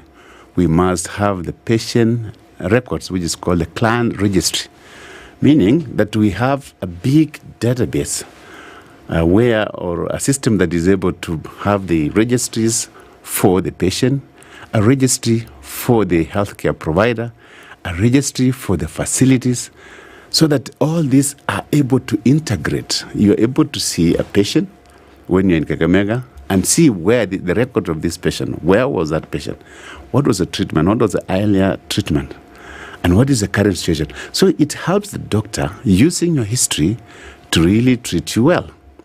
To this facility that's treating you. And that is basically for the purpose of refund or claim. Because we have been having cases of fictitious claims.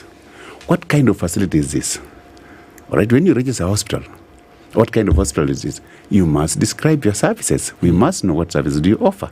So that we at the Social Health Authority, when we are processing your claims, we are able to know what are you offering. Is it commensurate? Is it what you do?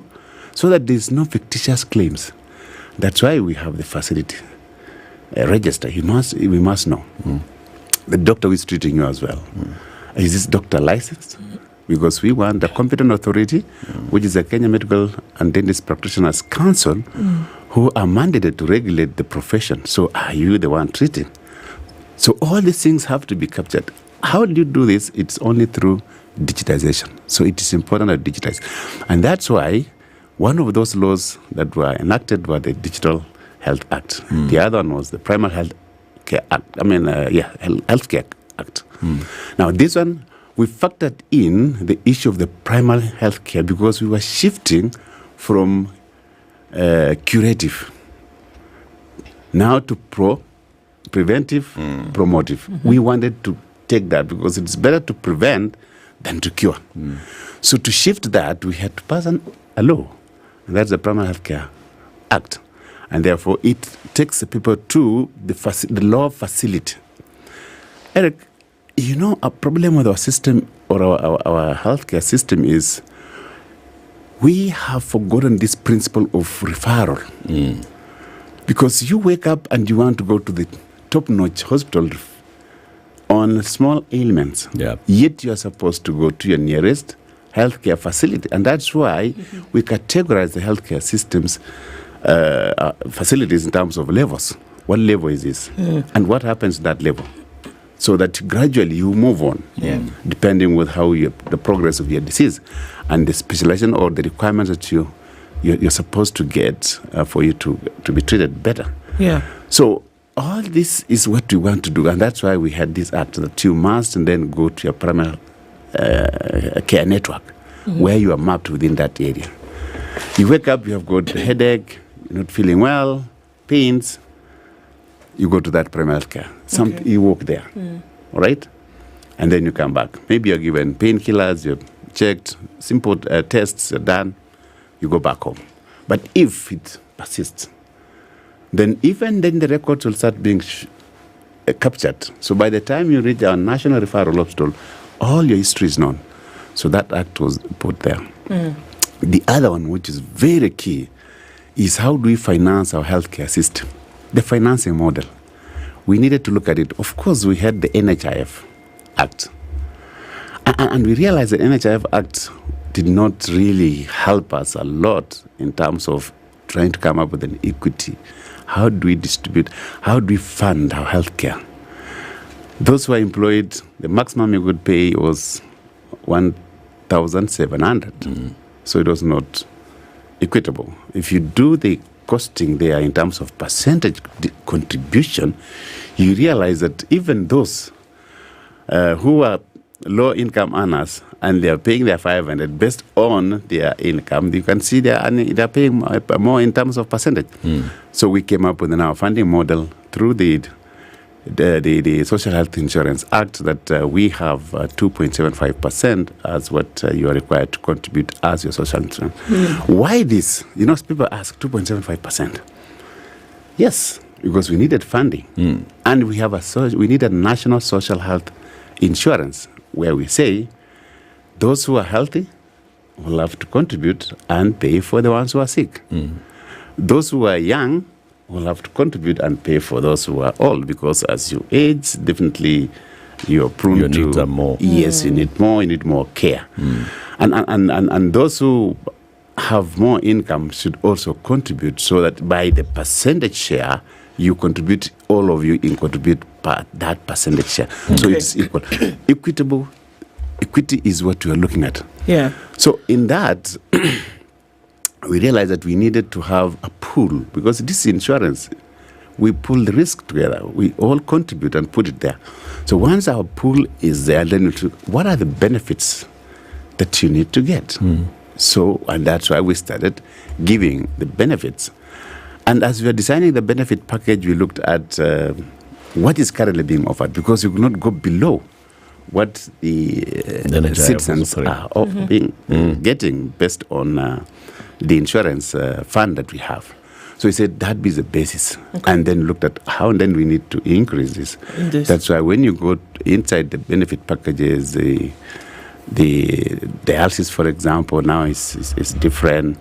And then issues like surgery, we've increased. You'll find you can go up to $1 million depending on the kind of procedure.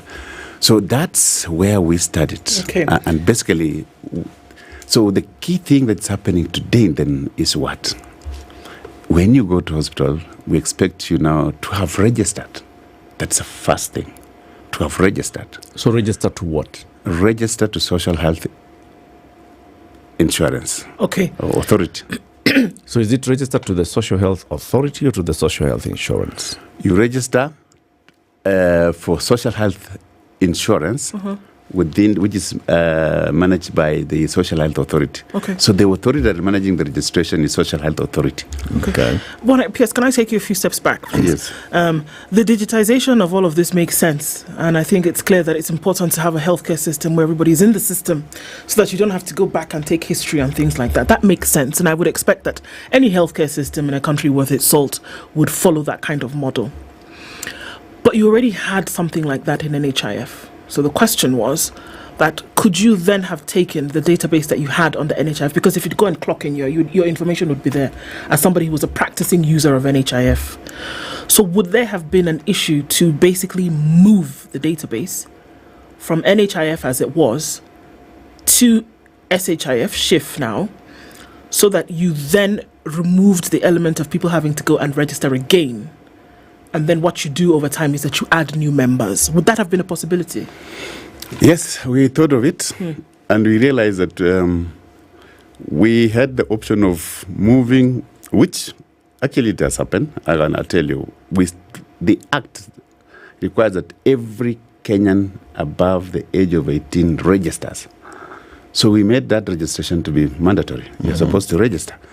Those who are in NHIF were the ones who are contributing either through your employer, when you're employed, or those who have chosen voluntarily, the ones who have said, we want to join the scheme. So their number was limited. We had, if you look at the data of NHIF, we had about 12 million NHIF registered members. All right, that was the data they have. So we wanted all Kenyans to register because of the primary health care fund.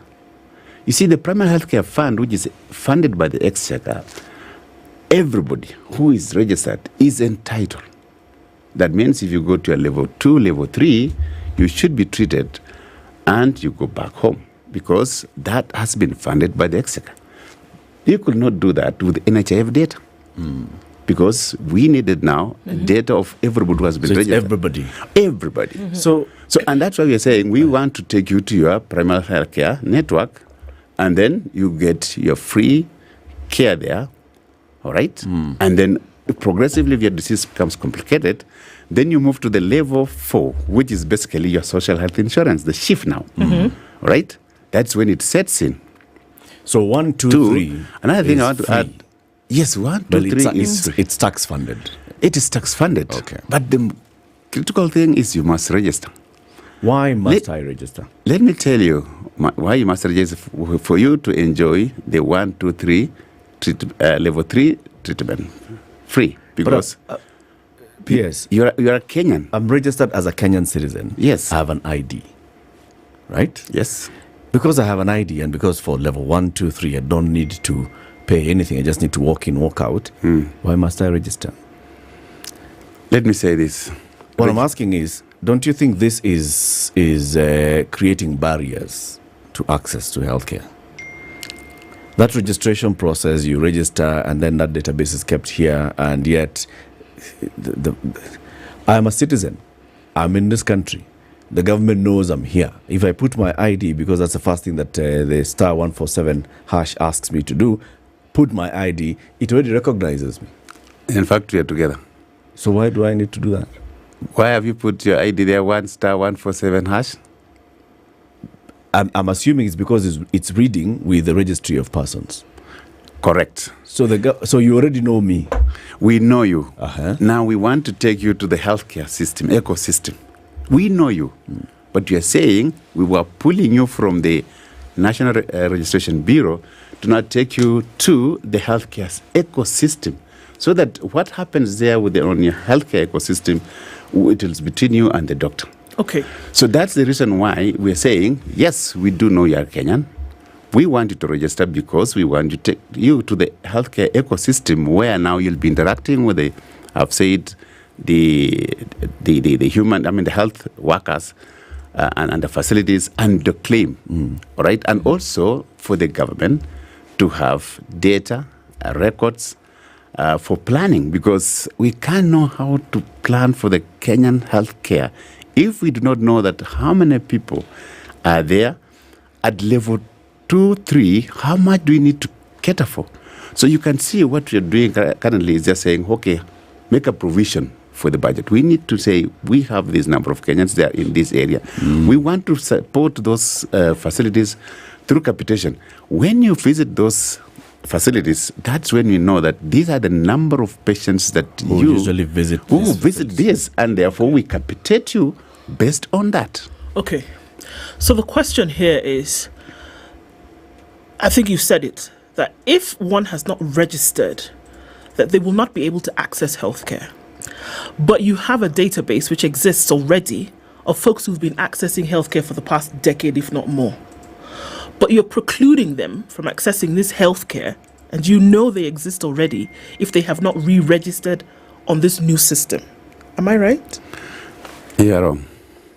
Yes? Yes. Okay.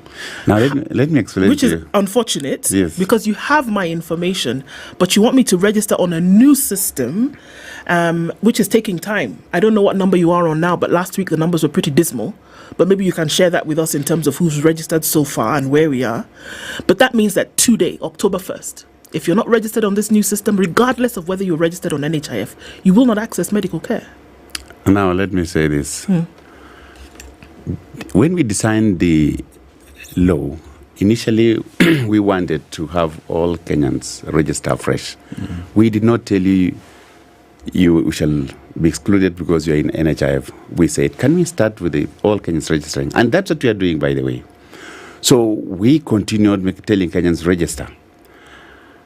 However, because there were challenges with it, I said the 12 million NHIF registered members. We knew they were there. All right?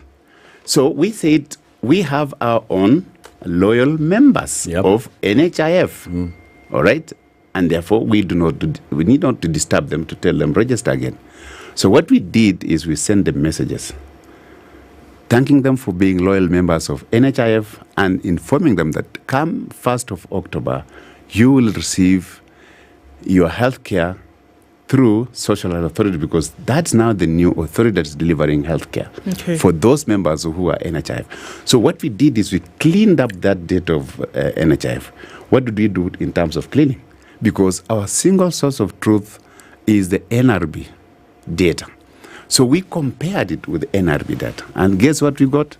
Out of the 12 million, we got 9 million, meaning there were 3 million that were not known. If you compare them with the NRB data. How is that possible? It is possible. Wait. It's magic. There were 12 million registered members to NHIF. Yes. That means they've contributed at one point or another, right? Yes. Whether they were regular contributors or not is a different conversation. But at some point, they became members because they contributed. At some point. Yes. Right? Now. And that's how they got into the NHIF database. As they were registering for the NHIF database, were they not using their IDs? They were using. So they are in the National Registration Bureau already. We also thought so. So what happened? When we compared with the National Registration Bureau, it gave us a figure of 9 million. And when you are comparing with the National Registration Bureau, it has to match the data there. So those are alive. All right? Get me well. Okay. This is the reference. Yeah. This is the reference. National Registration Bureau. That has all the IDs. That has all the IDs. Yes. Single source of truth. Yes. All right? Now, when you compare this data and what we're saying there, single source of truth, out of the 12 million, we got 9 million. Okay. We have said it is okay. And we made a provision within our regulations to now migrate the 9 million to as registered members. And we are notifying them that now you have been, your data has been transferred or your movement has gone to NHIF because you are already a member. So that for us is okay. We are then, now the key thing that is going to follow is when they go to hospitals they will be required to do the biometrics anytime you visit, just like any other normal insurance, whether private, you have to use your biometrics. So that data is there, but now when you go to hospital, your biometrics will be taken, confirm this is you, and then you'll receive your treatment. So we have not discriminated or told them that, okay, you have to register fresh. We took note of that and said, for NHIF original members, they already, we have their database, we have their records. What we simply did is compare it with the NRB, which everybody is doing now, because when you're registering, the first thing is put your ID. To hit your NRB records to confirm you're the ones, then okay, you're registered. So we did that for the already existing NHIF. So to put it in plain English, what you're saying is existing and active NHIF members are already being migrated to the Social Health Authority. Yes. And they are only receiving a notification telling them, we have migrated you. And they do not need to register afresh. Yes. I didn't receive that SMS, by the way. You are going to receive. We have 9 million of you, so... Okay. I already went to 147#. So what's going to happen when now this message comes? No, yeah, okay. Just a communication. A communication is just for you to be aware that you are already in NHIF. But the point is, if you are an active NHIF member as of 30th of September, yes, you are an active SHA member. Correct. As of 1st of October. Correct. That's the message. That is the message. Let's take a break. 25 minutes to 8. Harry Kimtai is the Principal Secretary in the State Department for Medical Services. We are talking about this shift from NHIF to SHA. It is not to shift. It's not to shift. It is to SHA. It is to SHA. To the Social Health Authority. Yes. What are the... there are very many questions that we'll be asking them now in the next half. We'll be back shortly. No problem.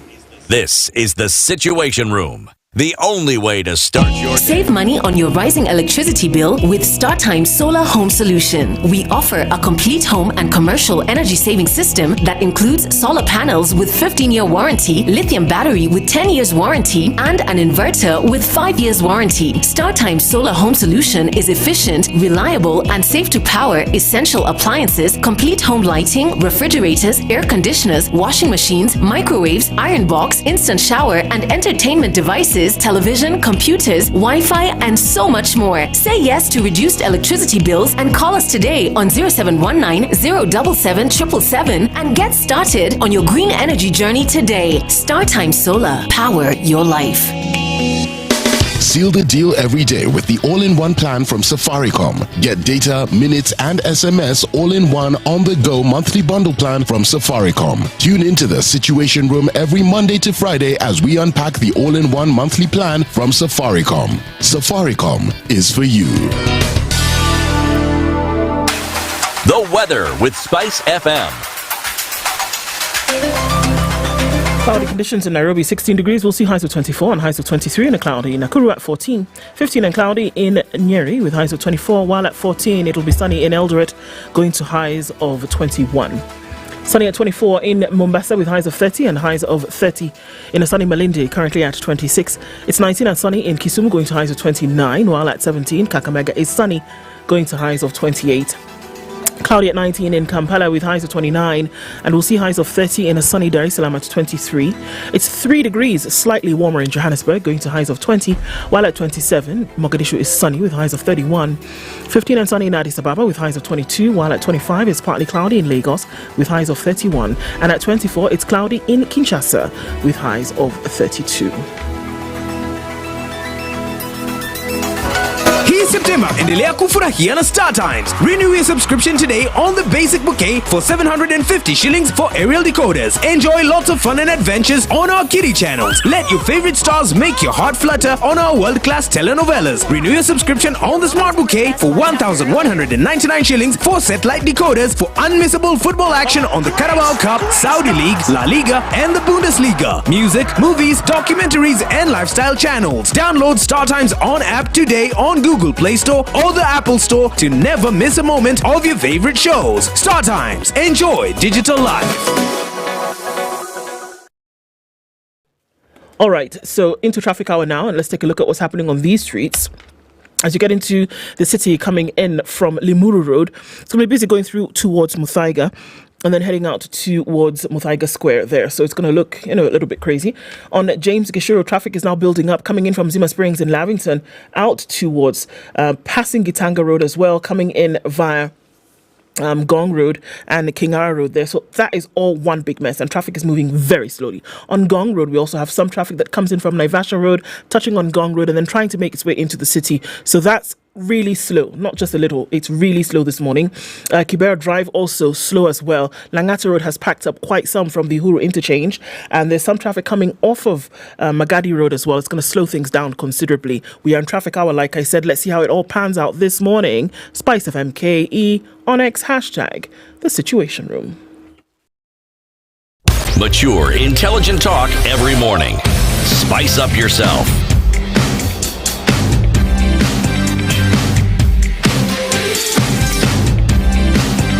Mornings done right.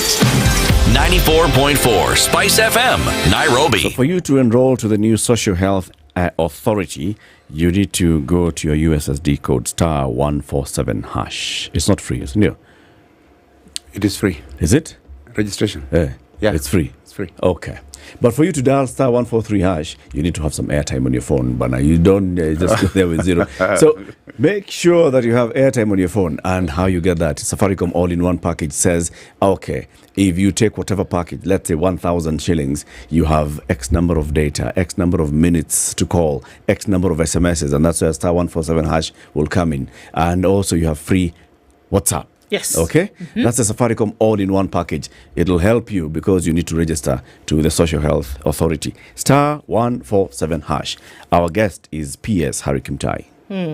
So, Bona PS, I have to ask, and we get down to the nitty-gritty of this, because we've understood the digitalization, and we've understood that we're going from, treatment towards now, preventive as well as promotive care. That is all understood. And then looking at this, the mechanics around how this will work.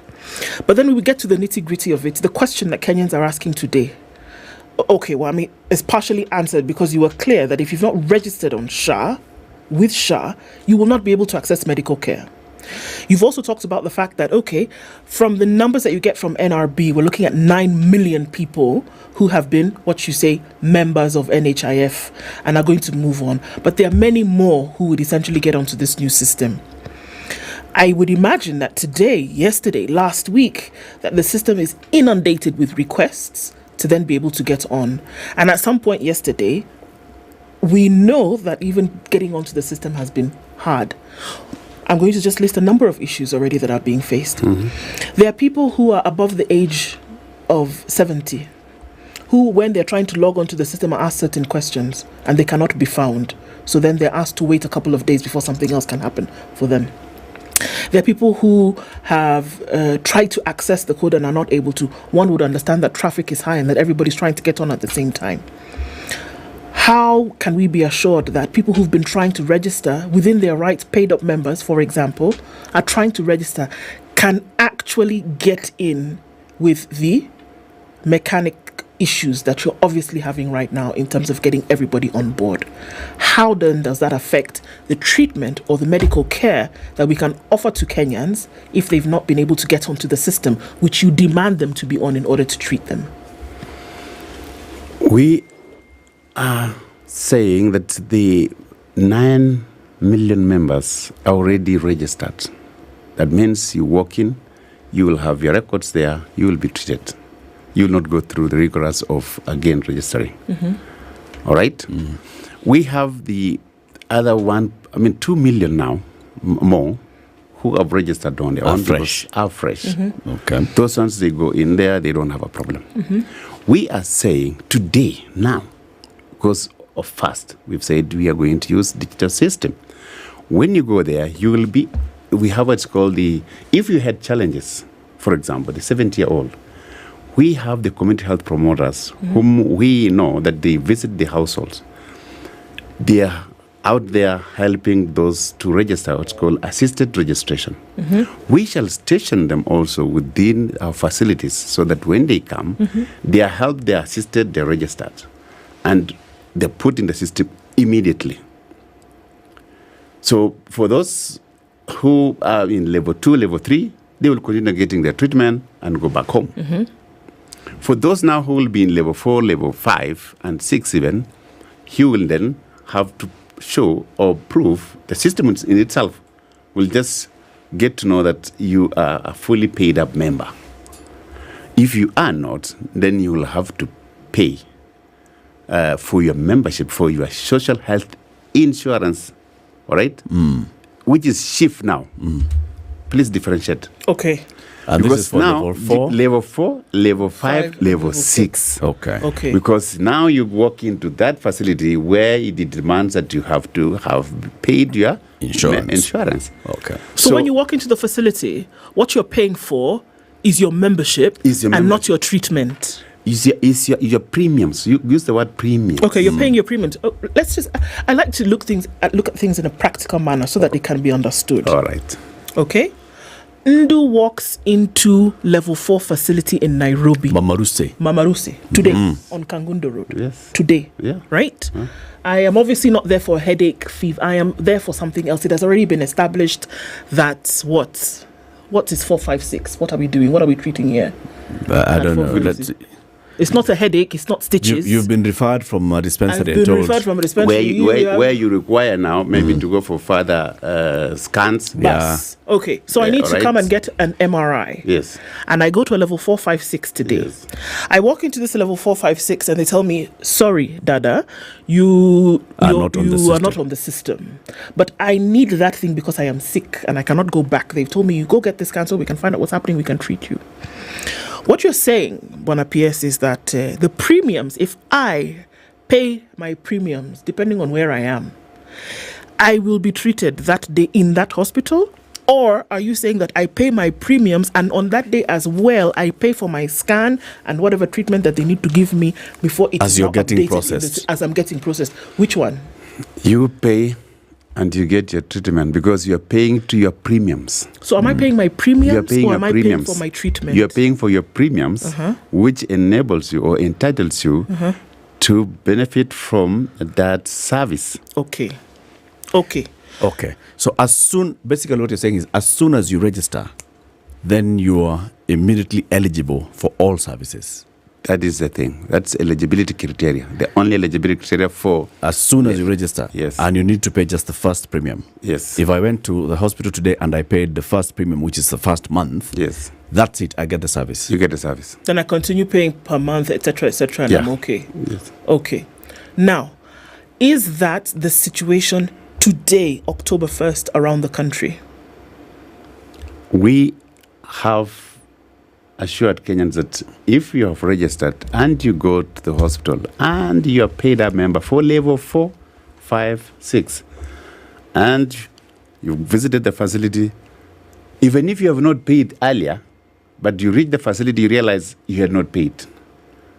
Pay that amount, the premiums that you are supposed to pay, and you will receive service immediately. Okay. Level 2, 3, register and you will receive also treatment and you go back. Okay. Do the people who are operating this system, sitting in these medical facilities, have this information? Are they aware that that is what is supposed to happen? We are still communicating. Of course, this is a new thing. We are communicating. The way of doing business is different.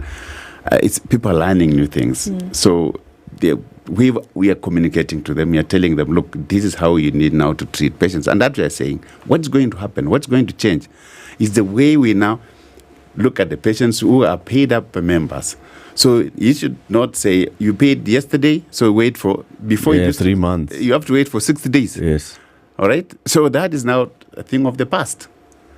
But it's communication. I do agree with you. Okay. It's going to be communication gradually. Yeah, because people are already being turned back, eh? And that's the problem. People are being turned back already and being told that if you don't come with cash, we cannot treat you. At that moment, PS, somebody has gone to hospital. They are unwell. Yeah. They are vulnerable. They need that service. It's not something that you can postpone, right? Or some people have already been getting a service. For example, DJ Kroba is a known personality in this country. He posted on X yesterday. I'm going to just share. This SHA thing just threw a huge curveball on all dialysis patients countrywide. My wife just got a call from her dialysis center where it's paid by NHIF, and she was told to pay cash together with thousands others. One dialysis session is 9,500, and my wife does 2 sessions a week. Well, so she's already being told now, NHIF tumemaliza nayo. Now when you're coming tomorrow, you come with cash because we don't know this Shifsha story. Now, let me tell you, Latiff, we have people who are anti-change, anti-reforms. They send messages. We know that they have been telling people, now forget about, we don't know, you will be on your own, come fast, because yes, we know you have been a member of NHIF, you will be on your own. I want to tell you that we have also gone further, and we asked the SHA staff that send messages to all the renal patients, and they shall not be returned. And we shall still continue, as I'm telling the nation now, and I believe the medical practitioners, the facility health providers are listening. And if they're listening, they should not turn away those patients. We've said, even if they have not paid and they have the money, that 9,000 that they're supposed to pay, that should go into paying for their premiums. And they continue receiving their dialysis as normal. That is a message that we are passing to the Kenyans, we are passing to the healthcare providers, that they should not turn away patients because they believe that we have shifted from NHIF to SHA. Okay. And if there is any challenge, we have our call centers, they need to ask, and we shall provide the directions. So it's not just a question of turning away the patients. You turn away the patients, is it because of lack of information? Probably. Correct. Let's just look at it from that point, all right, that this healthcare provider is actually honestly just wondering, so who is going to pay for this service? Yeah. Because up to where they are right now, they don't know, they don't have the system with them, they don't know how they're going to treat this patient that they have actually received. How are they going to claim this? Because like you're saying, it's still communication that's going on. There are some centers that are offering these critical care services that don't know. If we continue, we offer this dialysis service to this one person today, this dialysis session, how are we going to claim it? And we're not going to be called fraudsters.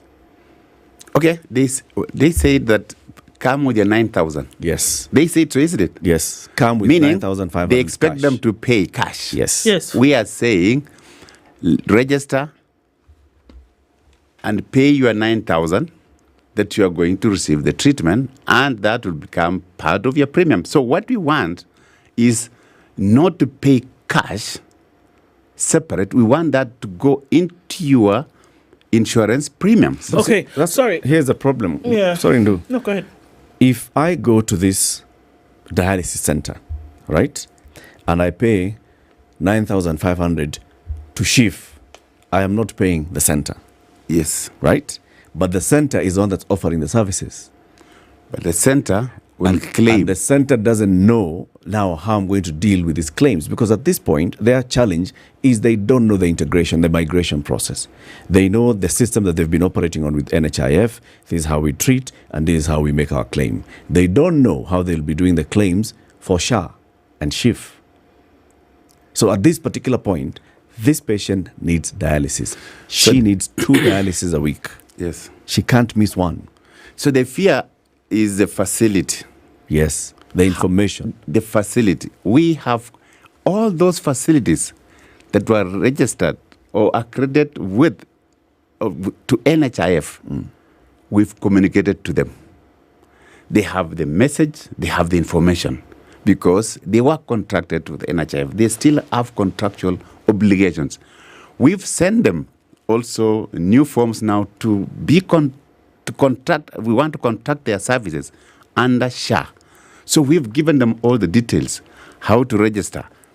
And so I can tell you, Latiff, we have over 7,000 private facilities which have registered with the SHA. They have already been notified, because this time it is different. Before, if a facility is new, we have, you go to the KMBDC, you apply, you are registered. You go to NHIF, that was before. Yeah. You now apply. The NHIF staff tell you, okay, we shall come on Tuesday, we'll To come and visit your inspect, we facility. shall visit your facility, all those things. We say that is burdening. It's making the business cumbersome because that processes, bureaucracies that we are developing. In this new act, we said the only competent authority to license a facility, healthcare facility, is the KMBDC, which is the council that's supposed to register. And we informed KMBDC that all those facilities that you have registered and within your database, please migrate them and link with the Social Health Authority database. So that happened. They are aware because we want them to lodge their claims to SHA. We also told them that now, effective this date, you will be lodging the claims, all right, to SHA and not NHIF. Continue providing service and lodge your claims to SHA. I want to stick on this 9,000 shillings for dialysis, for example. All right. Right? And so, because what you're saying is that, let's say I was going to hospital under the assumption that I'm going to get my dialysis done that day. I don't have the 9,000 shillings, but I have the what? What is it that's the premium for somebody who's... Let's say 300. 300 is the lowest. Is the right? lowest amount of the premium. What you're saying, PS, is that if I go to that facility and I pay 300 shillings, it's going to go towards my premium, and that facility should actually put me on my dialysis session for that day. That is the practical way we are doing.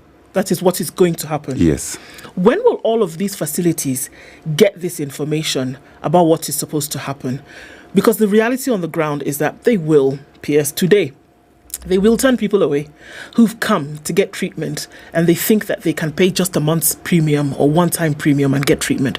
That they will turn them away because either one, they're not aware of what you're saying, or number two, they're worried that they will not get the money for delivering the service of dialysis or whatever treatment that is supposed to be offered. So how long or how far-reaching will that information be? Because we're stuck on the people who are going to get treatment and what will happen to them. The beauty of it is that we have the database of those who are registered with us, with the SHA now.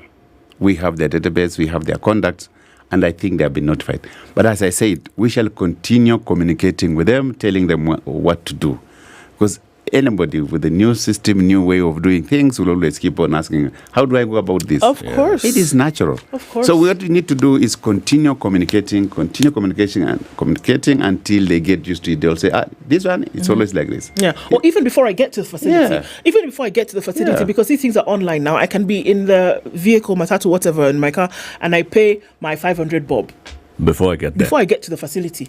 And I can show the people, I've come for dialysis and I've paid my sharp premium. I've paid so I can actually get my dialysis tomorrow, October 2nd, when I appear at the facility. That's what you have said, that we want Kenyans. You see, the thing here is service. We want Kenyans to receive service under this new program of reimbursement to the facilities. Yeah. That is the word. So we do not want you, unless you're saying this, you're paying it out of pocket. Yeah. That is different. But as long as you want to pay to benefit under this insurance fund, then you pay your premiums. We are saying build up, pay for your premiums. Yeah. As long as you know you have been told to pay, your premium is 6,000. Yeah. So if you've paid 3,000, 2,000, that's building up to your premiums. The most important thing is pay your premiums. How do I know my premium? Yeah. How do I know my premium? You know your premiums through, if you are employed, we have no problem because your employer 2.75% of your of gross. my gross. If I'm unemployed? If you're unemployed, we have the proximins testing that will be subjected to. That, what you are saying, that the questions that they are told, the many questions, because we want them to go through proximins testing, a procedure or tool that will be able to help us do an assessment of your income and determine your 2.75%. Yeah. And therefore, that is your the premium that you will pay. I know you can't collect water that's been thrown on a stone, but this awareness and awareness creation and building and information, would it have been possible to do it months in advance to kind of let people start to know over time, this is what is going to happen, this is how it's going to roll out? Would that have been possible? You see, I think Kenyans also have a way of doing things, and we must understand that. Since last year, the president declared that we are now moving to universal healthcare coverage. We launched it on a national day. We informed Kenyans. What then required us is to come up with the procedures, which we call the regulations. We did that. We went round with the regulations. For regulations, we informed Kenyans, this is how we are going to do business. All right? All that was done. Now here we are. As we told people, start registering as early as July. Register. That time, people are triggering when you go to the registration portal, 2 people, 3 people. Now it started building up. It started building up as we were moving towards the D-Day, which is today. As of yesterday, the number of queues that we had, because when you're interacting with the service providers, like 400,000 people on the queue. If you just talked about traffic here, all right, everybody getting out on the road at the same time, definitely you have a build-up of traffic. It happens. It happens. Okay. Yes. Please come back again. Please. Because we now need to create more and more awareness. And thank you for joining us. I've registered for 147. It has told me to go to Afya Yangu. It has told me my credentials are wrong. Well, we'll deal with that. PS Harry Kimtai, the PS for Medical Services, has been our guest. We have migrated to SHA. Now you should be getting other services. No, medical services. If you have registered to SHA, go to level 1, 2, 3, free. Go to 4, 5, 6, you pay through SHA. Go to emergency care, shift, yeah, and all. Come again. It's 8 a.m. news time.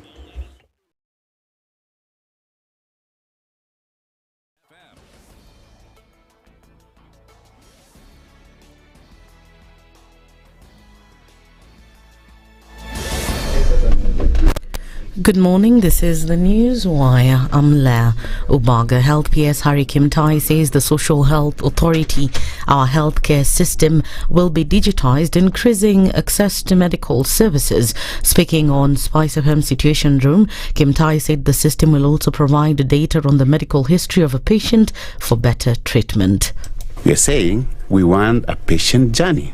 How do we sustain the patient journey? We must have the patient records, which is called a client registry, meaning that we have a big database or a system that is able to have the registries for the patient, a registry for the healthcare provider, a registry for the facilities, so that all these are able to integrate. You're able to see a patient when you're in Kakamega and see where the record of this patient, where was that patient, what was the treatment, what was the earlier treatment, and what is the current situation. So it helps the doctor using your history to really treat you well.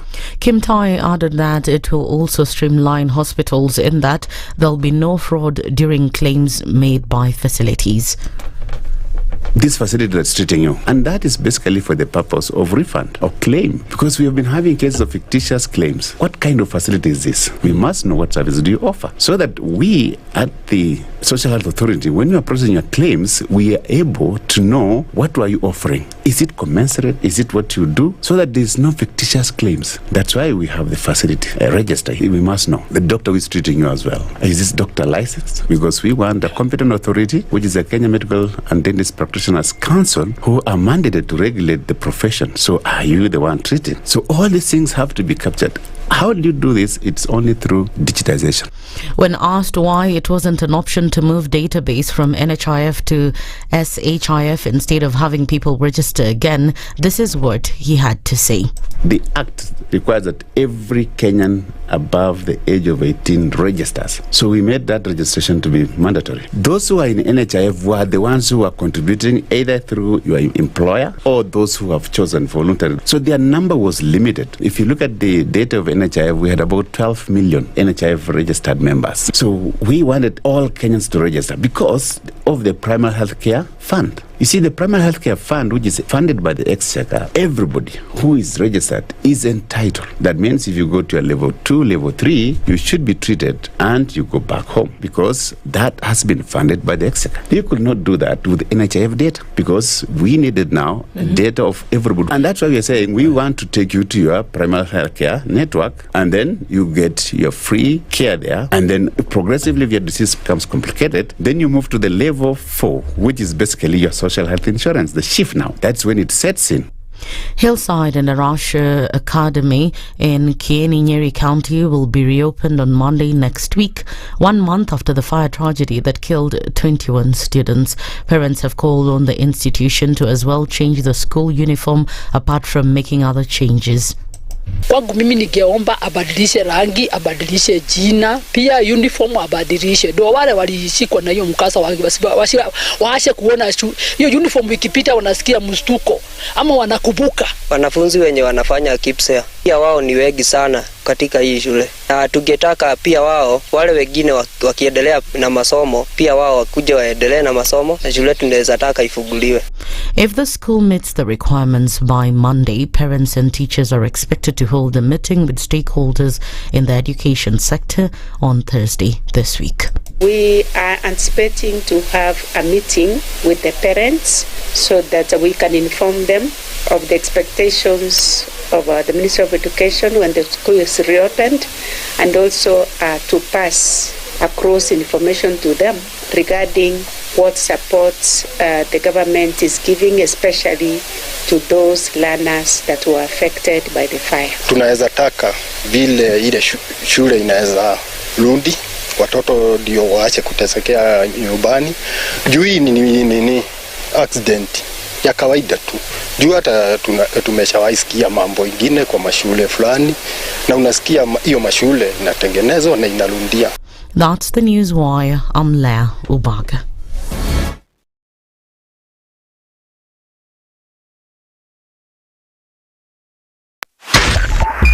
.5 SpiceFM, Kisumu.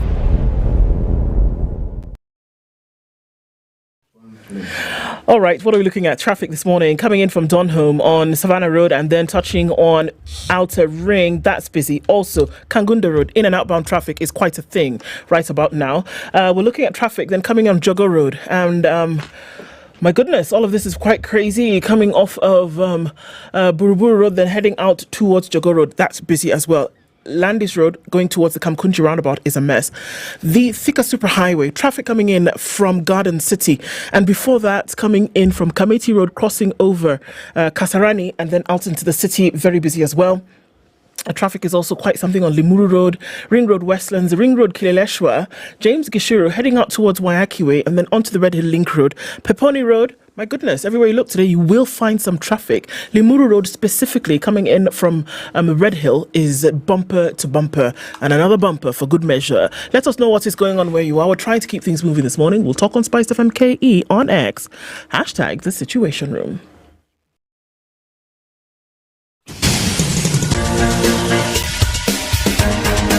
This is The Situation Room, the home of hard-hitting political commentary and penetrating insights about the state of the nation. This is a talk radio experience like no other. The Situation Room, a place for hard truths, debates, and elevated conversations. The Situation Room, witty, political, engaging, deep, controversial. In the room, we have C.T. Muga, researcher, academic, seasoned political observer, a fountain of wisdom in these politically uncertain times. Ndu Okoh, Nigerian by birth, Kenyan by choice, communications expert, Pan-Africanist, a truth seeker and believer in people power, and Eric Latiff, agent provocateur, the man in the chair, seasoned journalist, news hound, a man who believes in punching up, not down. This is The Situation Room, the only way to start your day. 2,500 into your account this morning just because you've downloaded and started using the Loop Lifestyle, the Loop app. Go to Play Store, App Store, download Loop. And then And then you start to basically loop your life. Because I thought about it and I was like, wait a minute, why loop? And that's what it is, because everything just kind of goes in a loop and you don't have to break the circuit for anything really. Yeah. You don't have to leave your comfort zone. You don't have to leave where you are to get something else done. And that's the lifestyle that we're saying embrace today. Pay your bills, move money from here to there. If you're a business person, advertise all in the same place so that other business people can see you. Make sure that you can pay your merchants if you're a buyer. If you're a seller, make sure people can know what it is that you're selling. And you can do this cyclical way of, you can actually bring on the cyclical way of doing things by downloading the app. You can get an overdraft, you can get a personal loan, you can do so many things just because you're in this space all the time. Download the app on your Google Play Store or your Apple App Store. Download, and that's how you can win 2,500 shillings. Yep. So just download and start using. Let's say, what do? Download and deposit a small amount into that account. Okay. Send us a screenshot of you and your downloading of, you're depositing of a small amount into that account onto our social media platforms. Our AI guy, what's his name? Avin. Is going to look at all the people who have done that, and one person is going to get 2,500 credited into that account. 2,500 like that. Yep. Cash into the account just because you've started using Loop. You've opened your account with Loop and then CBN, you've started using it. So don't just download and then keep it there. No, download and start using. Sindio? Yeah. We also have 3,000 shillings. Now this is courtesy of the Safaricom Home Fiber, right? Yes. What is Safaricom Home Fiber? So now it's basically the internet in your home at speeds that you can rely on with absolutely great connectivity and also an answer back to you just in case anything should ever go wrong. So what does that mean? That there have been years and years, decades of connecting people to the internet. And it's gotten better and it's gotten bigger over the years with that one connection, and also the dedication to making sure that customers can stay connected to everything. You can stream, you can connect to your meetings. It's even for fun, for kids. There's so many things that you can do just because you're connected to Safaricom Home Fiber. And so we're saying, you know what? Dial *400#. Connect to bronze, connect to silver, connect to platinum, whatever speeds it is that you're looking for. And because of that dedication, Safaricom has made it so much better that the speeds are even faster because they've added onto some of that. So whatever level you are on, you can actually connect to the internet from wherever and you can are. even choose to upgrade. So for example, now because of the kind of investment that they've made in the network to expand their capacity in terms of speed and reliability, Safaricom has actually increased the speed. So if you've been on the bronze where you pay 2,999 a month, you've been getting 10 Mbps of speeds. Now you are getting 15 Mbps of speed. You know, you may not have noticed because you don't. It's not. There's no meter on the side there that shows you the speed. But actually, you're actually enjoying more speeds. 15 Mbps. If you've been on silver, that's you've been paying 4,100. You've been getting 20 Mbps. Now you're getting 30 Mbps. If you've been on gold, 40 Mbps, you're now getting double. Double of 40 is 80 Mbps, and that's all because you pay 6,299. And there's another one, diamond, 100 Mbps for 12,499. Guess what you're getting now? 100 Mbps. You're getting 500 Mbps. That's more than double, man. That's more than double. It's more than 4 times. It's 5 times 5. 5 times. Yeah. Times 5 for the same amount, 12,499. I know the kind of people who use this. 100 Mbps. You're running a small business. You have people in the office. You're using many machines that are connecting to the Wi-Fi at the same time. It's okay. 100 Mbps, and you've been feeling okay. 500. We can do it. Surely. Where is the pain? Where is the pain? Just go ahead and sign up today and prove to us that you've signed up and you've started paying and you've paid your first installment or you've paid the latest installment to your Safaricom Home Fiber. Send us that message. It usually says something that your subscription to bronze or your subscription to silver has been renewed or subscription to gold. Send us that message and you know what you're going to do? We're going to give you 3K. Imagine. 3K. If you've been on 2,999, we give you 3K. So we have upgrading you to silver. Yes. We have upgraded you to silver just like that. One time. In fact, we've upgraded you to gold, where you get 80 Mbps. Just like that, because we are those guys. We are those people. We are going to have a conversation now about what's happening in the state of the country. Many things going on. Strategic Communications Advisor Dr. Barak Muluka is our guest. Dr. Good morning. Morning, Eric. How are you? Very well. Yeah. Happy October.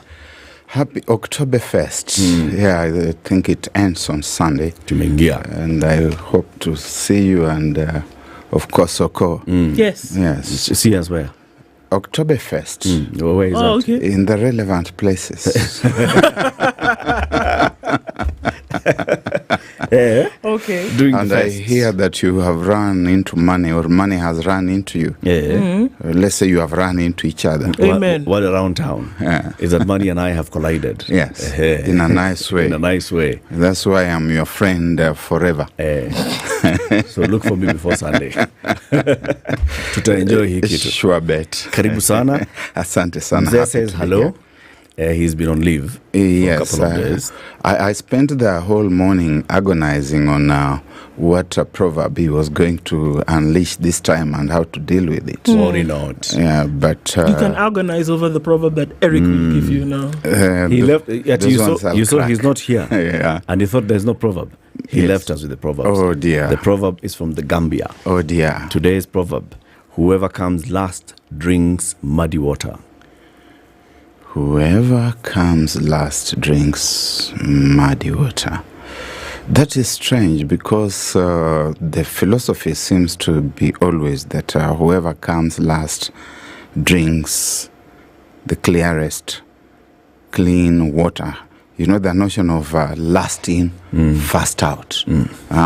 Even when you are in flight, it's last in, first out. They are who's going. Unless you're landing in Abuja. Or unless I'm landing in Abuja. It is last in, whoever out. Yes. I think basically one wants to cast that within a philosophical context. Of course, all proverbs are philosophical. And here we are looking at the Darwinian philosophical context, which means we also had it in Africa. And it's about the survival for the fittest. And the fittest will survive. And nature itself abhors weakness. That's why you have not seen a limping antelope in the game parks. It will be eaten very early in the morning. It's a simple law of nature. Some things eat, others are eaten. And it's up to you to make sure that they don't eat you, that you eat. So whoever comes in last drinks dirty water. And this philosophy is universal. It's not just Darwinian, it's also African. In any event, philosophy originated from Africa, and found its way to the rest of the corners of the world. True. That's a good one. It's a good one. What's happening in the country right now? I mean, there are several things. One, a government that came into office with an agenda. And the agenda was on those 5 things: health, SMEs, digital superhighway, agriculture and food security, and manufacturing and job creation. Okay? There's housing.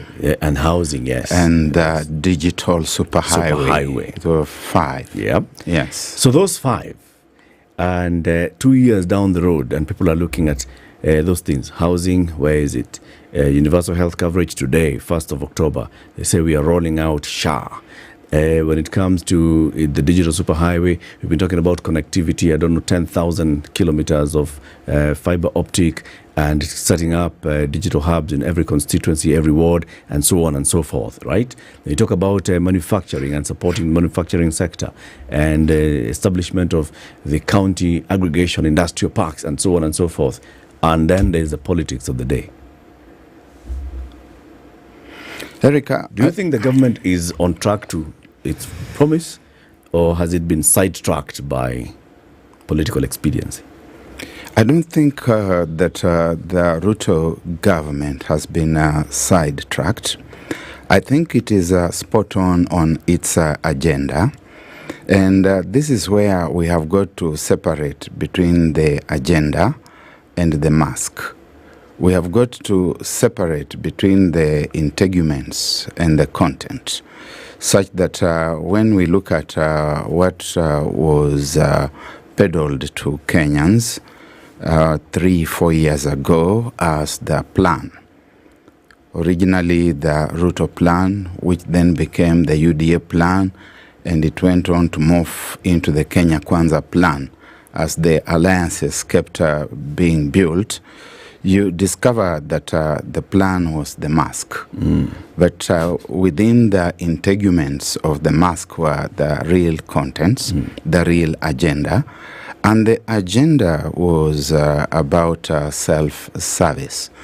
So I don't think that the Ruto Kenya Kwanza government is off track. It's right on track. It is serving itself. It is not about serving the citizens. Okay. And it does so with abandon, unashamedly, unabashedly, without the slightest care in the world that the citizens may be articulating views differently. They may be saying different things about the splashing, about corruption, about the secret deals with the smoky entities from the global circuit. But the government is undaunted. And when you see them fighting this thing that we are calling impeachment, it is basically an interaction among buccaneers with parrots on their shoulders. Barack, are you saying, I'm sorry, Barack, but what I hear you to be saying is that what the government of the day, what we see them doing, call it whatever you want to call it, but that is what their intent was from the very genesis. And so they're not doing anything outside of what the original intent was, however you want to call it, but they're doing it out in the open because that's what they intended to do from the very beginning. Absolutely. You know, you don't find spaces in which the people who occupy the center space in power go out unapologetically to make money. When you look at these Adani things that we are talking about in the country today, for example, you are talking about things that invite the integrity of the government into question because the procedures have not been followed, because the openness, the integrity in public procurement and public disposal as laid out in the Act, as laid out in the pledges that Kenya Kwanza made, that the then Deputy President William Ruto made, that made some of us think that here eventually comes somebody who understands and therefore to a great or lesser extent rooted for Ruto. You discover that apparently this was always make-believe. And within that cover, within that mask, was the real agenda. And President William Ruto told the country that he was on mission. It does start appearing that the mission was very different from what Kenyans understood to be the mission. And when you look at the ongoing imbroglio between the president and his deputy, it reminds me of Robert Louis Stevenson's 1883 novel Treasure Island. It's about people who set out in quest for treasure, and you would imagine that they set out in quest for treasure for the good of the society, of the people, but instead it is for their own good. And you can see, I have used the word buccaneers, pirates, basically sea pirates. And you can see the ganging up together, the separation, and then the re-ganging, the regrouping. And make no mistake, from where I am, I see that we have had two formations. A hyenaic formation. You know, the animal called the hyena is unapologetic. and it doesn't suffocate its prey before eating it. It eats you as it moves along. It eats you alive. One will come and go with one limb, the other one will come and go with the other limb, even as you cry. It's your choice. It's your choice when to die. And absolutely, you are saying that the cost of living is too high. Do something about the taxation. You are saying things about the splurging. You're talking about the Vasco da Gama-like excursions into other countries. Nobody is listening. It's eating you alive. But as it is eating you alive, the vultures that have been hovering in that space also join in. So it is a party of hyenas and vultures, to the extent that we must ask ourselves, what have we done for ourselves? I was writing in the papers last Saturday, in the Standard, to be very specific, and I was talking about Mary Shelley's 1818 novel that has withstood the test of time 200 years later and going, is still relevant, Frankenstein.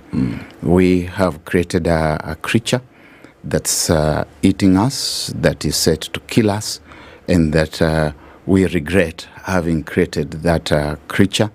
And the rest of our life is about engaging with this creature, even as it seeks to devour and finish us. Ken Mijungu has joined us in this conversation. Ken is the managing editor at KTN. Karibu sana, Ken. Asante, How are you doing? Good to see you, Ndu. How are you? Morning, my friend. Morning, Ken. It's good to see you. It's been a minute, as they say.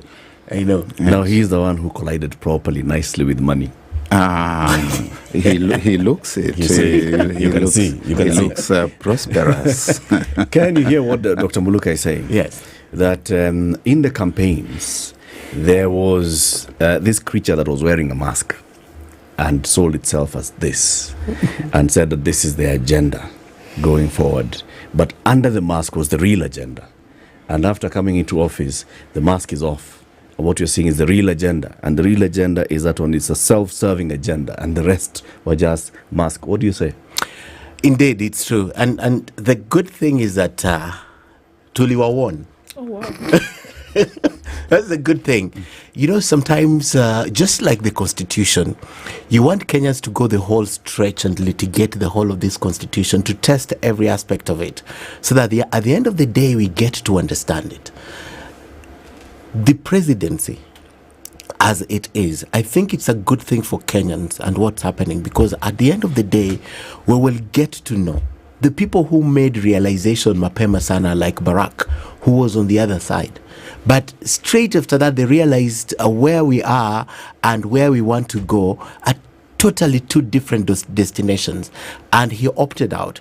So the real agenda started coming out, I think, immediately. But we didn't pay so much attention to it because the divisions were still very apparent and people are settling and healing.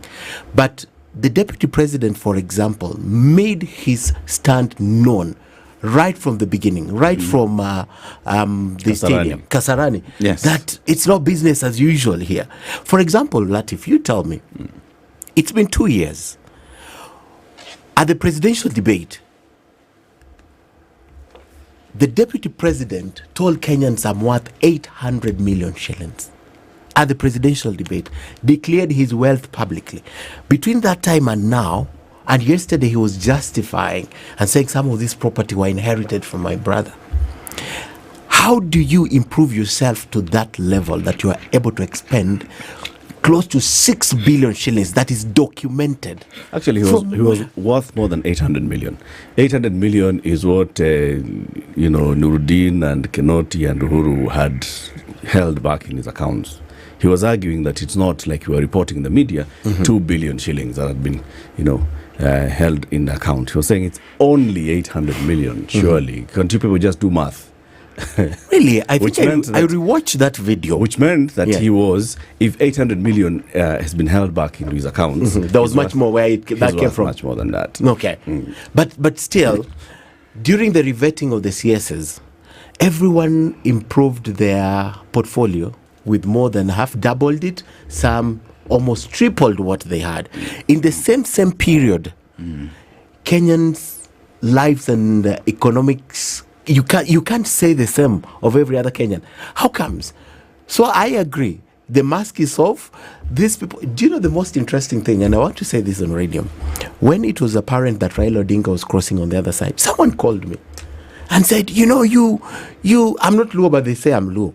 You know, you Luos, you're always complaining about the government not having opportunity. Can't you people settle for these 3 years? Mkule government come to me.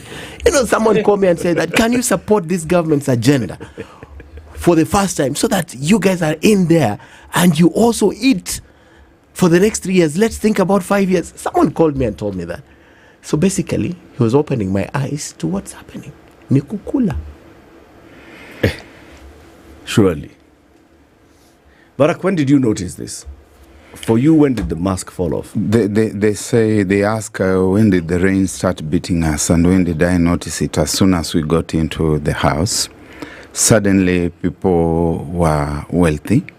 You see, when we are on this side where I have lived for a long time, Eric, you and I will call each other and say, Mzee, how is it? Kukoje? You might say, nikubaya sana, and I might ask you, uko na kakitu kwa simu yako? And you might say, I only have 8K. And we say, siurushe kitu huku kidogo, and you might send me 3,000, and I might say, hey, that's very good. Now I have fuel, and madam, mpatie kitu, nunue kitu kidogo watoto wakule. Then suddenly Ken becomes a millionaire. He is already flaunting around monies. He's already being visited by strangers with their briefcases. His lifestyle has suddenly changed. Things are completely different. And you discover that the things that people are talking about, they're supposed to be doing, they're not programmatized in any sense. You are running government on ad hoc basis, on knee-jerk basis. There are no programs. You may talk of, let's talk, Eric, you've said 10,000, 100,000 kilometers of fiber optic. And you are saying every day we have realized so many. If you are asked, where are they? Underground. Where? The underground where? Who is doing them? Where are they? Who's laying the cables? Who's laying the cables? Where are they? And then who's using it in the end? And if you are a gentleman of integrity, or you flatter yourself at the very minimum that you have some level of integrity, you vacate those spaces. You don't want to be part of the lie. And this lie became apparent quite early in the day. What's quite early? 6 months? A year? 6 months. What's a good time for it not to come out? I guess the question is. Within a few weeks. Within a few weeks, you'd already noticed. Are already happening, and you wonder, you start imagining maybe you are not seeing properly. You try to change your lenses. You try to look for binoculars and such other instruments that improve sight.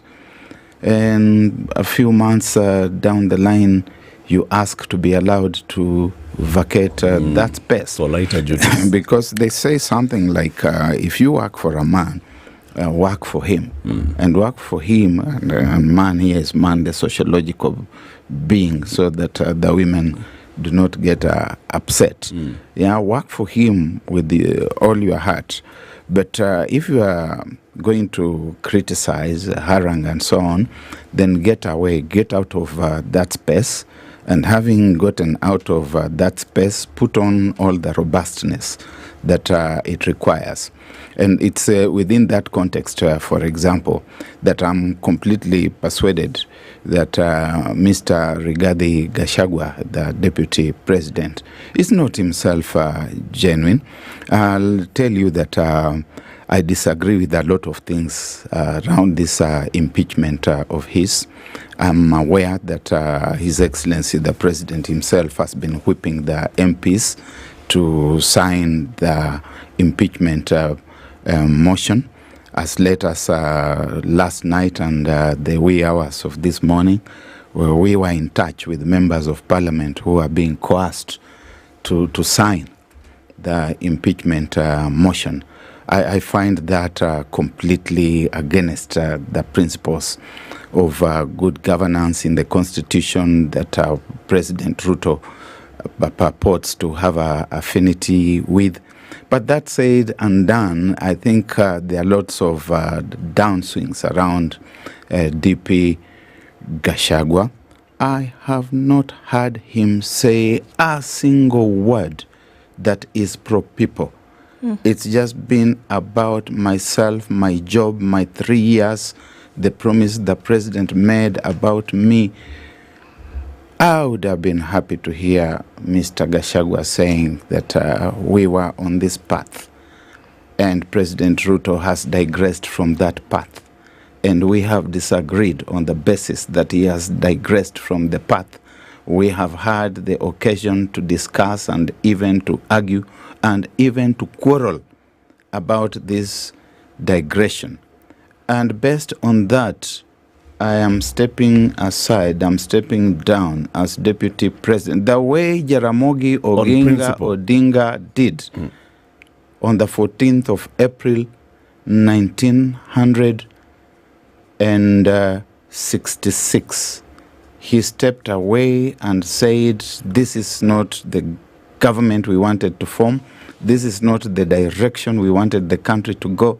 And he put down his points. And on the 25th of the same month, Ramogi Acheng Oneko also vacated that space. And he wrote to President Kenyatta a very long and detailed letter telling him how they had been in detention together, telling him how they had hoped and aspired for the country. You do not see that anywhere in the goings on in the country. You only see Long John Silver with his parakeets. The Long John Silver in Treasure Island has only one parakeet on his shoulder, one parrot. William Ruto has parrots. Several. All over the shoulders. Same as Rigathi. And Rigathi Gachagua has parrots all over the place. Let's take a break. 24 minutes to 9. Our guest this morning is Dr. Barak Muluka. He's a strategic communications specialist. Our guest host is Ken Mijungu, managing editor KTN. We are looking at what's happening in the country. Besides, between delivering an agenda and the politics of the day. And Barak has already said the agenda is what you're seeing being delivered. That is it. What you thought was the agenda, that was you thinking that was the agenda. We'll be back shortly. Safaricom All-in-One. What does Safaricom All-in-One mean? That means that you don't have to worry about ever running out of any kind of communication tools. Here we are talking about sending a message, being on a call, getting your data interrupted. No. All you need to do is dial *544# and get into the Go Monthly. Go Monthly will then take you to All-in-One. And how about you find the one where for 2,000 shillings a month, you get 1,000 minutes of talk time, you get 2,000 SMSs, 17 GB of data, and free WhatsApp. It means you buy freedom to never have to be in a situation where you're on a call and it cuts, or you send a message and it doesn't go. All in one with Safaricom. This is the Situation Room. The only way to start your Save money on your rising electricity bill with StarTime Solar Home Solution. We offer a complete home and commercial energy saving system that includes solar panels with 15-year warranty, lithium battery with 10 years warranty, and an inverter with 5 years warranty. StarTime Solar Home Solution is efficient, reliable, and safe to power essential appliances, complete home lighting, refrigerators, air conditioners, washing machines, microwaves, iron box, instant shower, and entertainment devices, television, computers, Wi-Fi, and so much more. Say yes to reduced electricity bills and call us today on 0719 077 777 and get started on your green energy journey today. StarTime Solar. Power your life. The weather with SpiceFM. It is 18 degrees, highs of 24, and we'll see highs of 23. In a partly sunny Nakuru at 16. 16 and sunny in Nyeri, and sunny at 16 in Eldoret. 26 and sunny in Mombasa, going to highs of 31, and we'll see highs of 30 in a sunny Malindi. 24 and sunny in Kisumu, going to highs of 29, and at 21 it's sunny in Kakamega, going to highs of 28. 20 and sunny in Kampala with highs of 29, while Dar es Salaam at 26 is sunny. We'll see highs of 30. It's 5 degrees and sunny in Johannesburg, and at 29 Mogadishu is sunny. 18 and sunny in Addis Ababa, and sunny at 25 in Lagos, with sunny conditions at 24 in Kinshasa.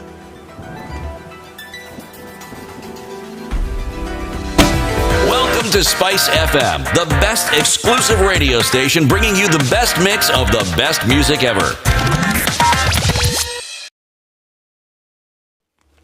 Very, very busy in the city this morning. Limuru Road, in and outbound traffic is absolutely crazy, and it's coming off of Sigei Ridge. There's also traffic that's coming off of Sigei Ridge going towards Peponi Road. And so that whole area coming around the back, Limuru Road, and then joining with what's coming in all the way from Whispers, is one for the books this morning. So Tuesday usually has a way of popping off and off, doesn't it? Kuna Road, and that's going towards Red Hill, and all this traffic coming in from James Gishuru outbound also on James Gishuru, very busy. That means Wairemu Way is going to take up a lot of that as you go towards Westlands and then into the city. Uhuru Highway is not going to be left out of this party. Quite some traffic this morning. Let's take a quick look at the Eastern Bypass, where there's traffic trickling in through towards North Airport Road, and it's going to be there for a while as what comes off of Outer Ring. All right, let's talk. SpiceFM, KE on X. Hashtag the Situation Room. Mature, intelligent talk every morning. Spice up yourself.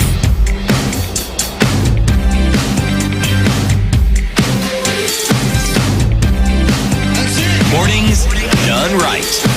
94.4 Spice FM, Nairobi. Conversation continues. Dr. Barak Muluka and Ken Mijungu as our guests. We are here talking about what's happening in the country. So, Dr. Muluka, as you say, for example, your eyes were clear immediately because you are close to the action. Others have started just noticing and observing things. Do you think we have a critical mass of Kenyans who are clear on what the agenda for the people was and what the agenda for the Kenya Kwanza administration appears to be? I think even those who are only by default remotely aware, because there will always be those who are thoroughly informed, there are those who are informed, those who are uninformed, and among the informed there will be those who are just vaguely aware, and even those who are vaguely aware understood that there was something called bottom up, and that the incoming government was going to come up with programs, with inclusivity, with projects that were going to uplift them, that they were going to be participatory. They did not anticipate the kind of opacity that they are seeing in the country today. And there is disillusionment across the countryside.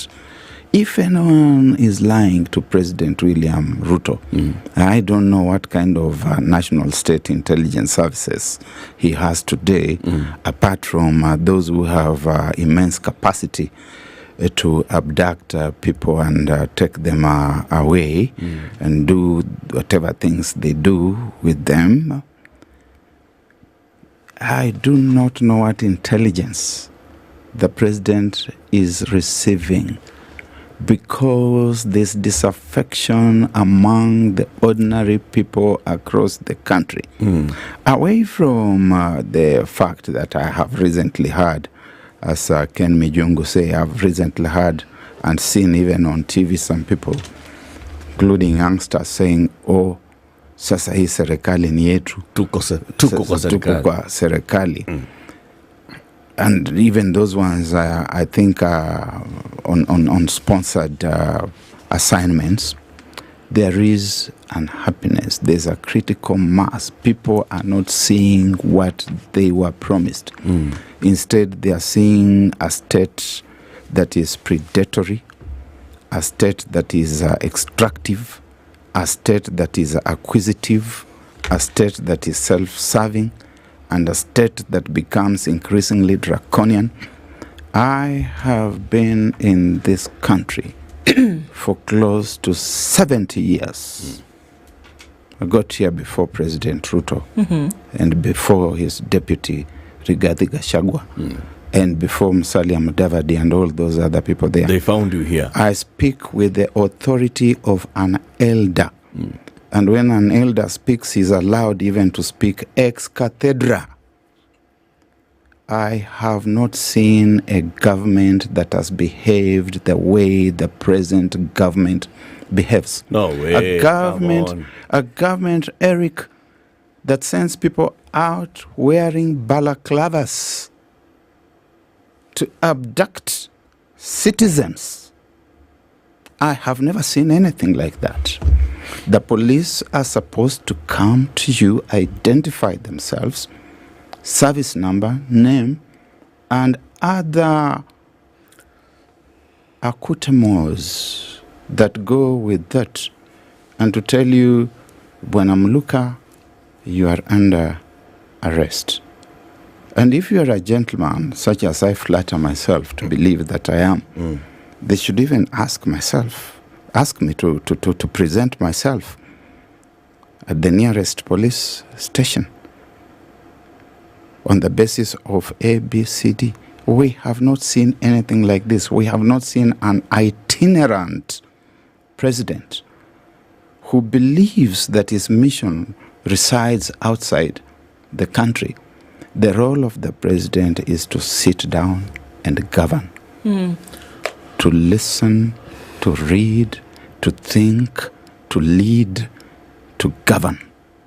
Not to gallivant across the globe from a Rolling Stone. We've got a Rolling Stone State House, and a Rolling Stone, it's all philosophy. It gathers no moss. And when my head of state is around, it's imbroglio. He's embroiled in imbroglio with his deputy and with others who do not agree with him. And I agree with, of course, my brother Ken Mijungu, but I also beg to differ when he says, we told you. What does it matter that you told us? The choice was between William Ruto and Raila Odinga, and see where they are. Let me ask if you something. If one was a hyena, then the other one was a vulture, and the vulture has joined the hyena. I think it's important. I think it's important to interrogate this on this level where then you want to ask: were Kenyans fooled, hoodwinked, based on the things that you've said? Yes. Yourself as well? I think we've been lied to. Myself, I approached tentatively. I cannot say quite on good conscience that I was deceived all the way. It's sometimes a weighing game, and it's weighing whether you are dealing with a jackal or with a fox, one that's going to trick you, and one that has absolutely no space even for the tricks. But I think the critical thing here is not even to lament that we ended up with this Frankenstein situation. I think the critical thing is to do something about it. Look, God himself creates the Garden of Eden, as I read as a Christian gentleman, and God himself says, let us make man. The same way we say, let us make a president. And God, having made man, goes away and comes back the following morning, maybe for a cup of tea with Adam, and he finds that things have changed. And Adam starts doing what Ken Mijungu is trying to do here, saying, it's this woman you gave me, and the woman saying, it's this serpent who lied to me. But God has no time for that back passing. He knows that action must be taken. and he takes action. And so let me stop you there, because that's the thing decisive here. Action. So that's the thing here, because I want to look towards a people who will then continuously make a decision about who leads them. How do you then know who is deceiving you? How do you then know the person who is telling you exactly what they're going to do? Because people said many things. Tuliwa won, right? We had an idea that this was going to happen. Others said no. Well, we assumed that it was going to be a change. Change was coming. It was an economic election that was hell-bent on making things better and putting more money in the pockets of Kenyans. How do you know that somebody is actually not telling you the truth for you to make a decision about who will lead you in the future? We are in the business of kissing frogs. And hoping they turn into princes. And hoping that they turn kiss as many as until a princess comes up. And we are going to kiss as many frogs as there are, unless we believe that we do not want that prince. We must keep kissing the frogs. And I restate that this far, it does not seem to matter whether we would have ended up with Mr. Odinga or with William Ruto. They are comfortably ensconced in the same space. And they're always going to. Doing these things together. I see Mr. Ruto on the global circuit behaving like the latter-day Don Quixote de la Mancha, whom Miguel Cervantes was writing about in the 16th century, Don Quixote. I see him gravitating all over the place from here and there, fighting windmills. And I see Sancho Panza peeping on the sides and smiling cheekily. And that Sancho Panza is Raila Amolo Odinga. They are beholden in this thing like Siamese twins. And so to that extent, Ken, we are in a catch-22 situation. And we must begin by admitting that neither one nor the other, and we must chastise ourselves with the acceptance that we have made a mistake and we've made mistakes before, but continue hoping and re-energize ourselves, rearm ourselves morally, ideologically, and continue to believe that the change we want can come. Let me ask you, the idiom, be careful what you wish for. Could it just be that this pair really wanted this really bad, although we understand also at some point, especially on the office of the official opposition, it was actually an idea that was floated from their side, taken to the embassies and the foreign powers, and they had started preparing ground for possibility that William Ruto would have lost the election. So he wanted to secure his own position in this structure. So the question is it possible that they really wanted this, but they didn't know what to do with it once they got it? And that's the reason why we're here. I think William Ruto knew what he wanted. And I think that... he's getting it. And he's getting it. He knew what he wanted. We have got to separate what we wish for from what the leaders wish for. The leaders wish for positions that are going to give them access to the fat of the land and the opportunity to exploit the fat of the land. The people wish for substantive change in their circumstances, and they see leadership and positions only as avenues to that which they wish for. And at some point, an individual like William Ruto may cast himself as the Messiah who is going to take them to the promised land, and he may come with Rigathi Gachagua in the wings, and the people of central Kenya and the rest of the country may believe, after we have wired in Musalia Mudavadi, Kingi, Mutua, Wetangula, and the rest, that this is the team that is going to place Kenya first. As it says, Kenya Kwanza. But when they get there, we find that they have been wolves under cover, vulpine under the veneer. And the veneer comes off with the first raindrops, and we see them for who they really are. And Raila Odinga, who was wearing a different mask and also desiring to be in the same space, will come out and talk about something called inclusivity. I do not know how many of us remember that the demos, the mandamanos of last year, 2023, January, February, the refrain inclusivity kept coming up. Inclusivity. Yep. They were saying, include us. We want to get into the gravy train. And there was a quiet handshake, and they have been included. And so we must look at them as one bundle of a problem in Okoh. It is one bundle. And to some extent, Kenyans should feel happy that now these people are bundled up together.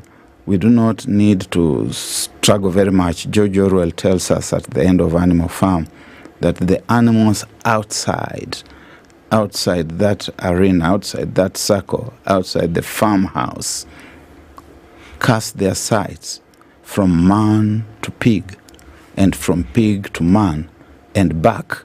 And already it was becoming difficult to tell the difference.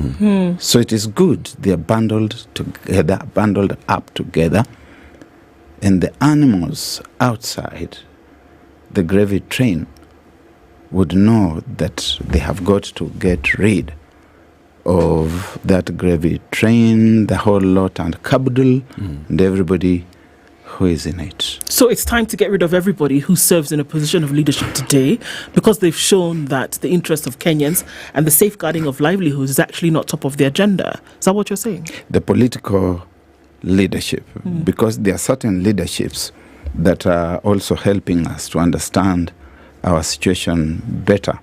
If you really look at the people whom you seriously want to call the public servants, the civil service, the public service, you can see that those are people who are keeping this country going.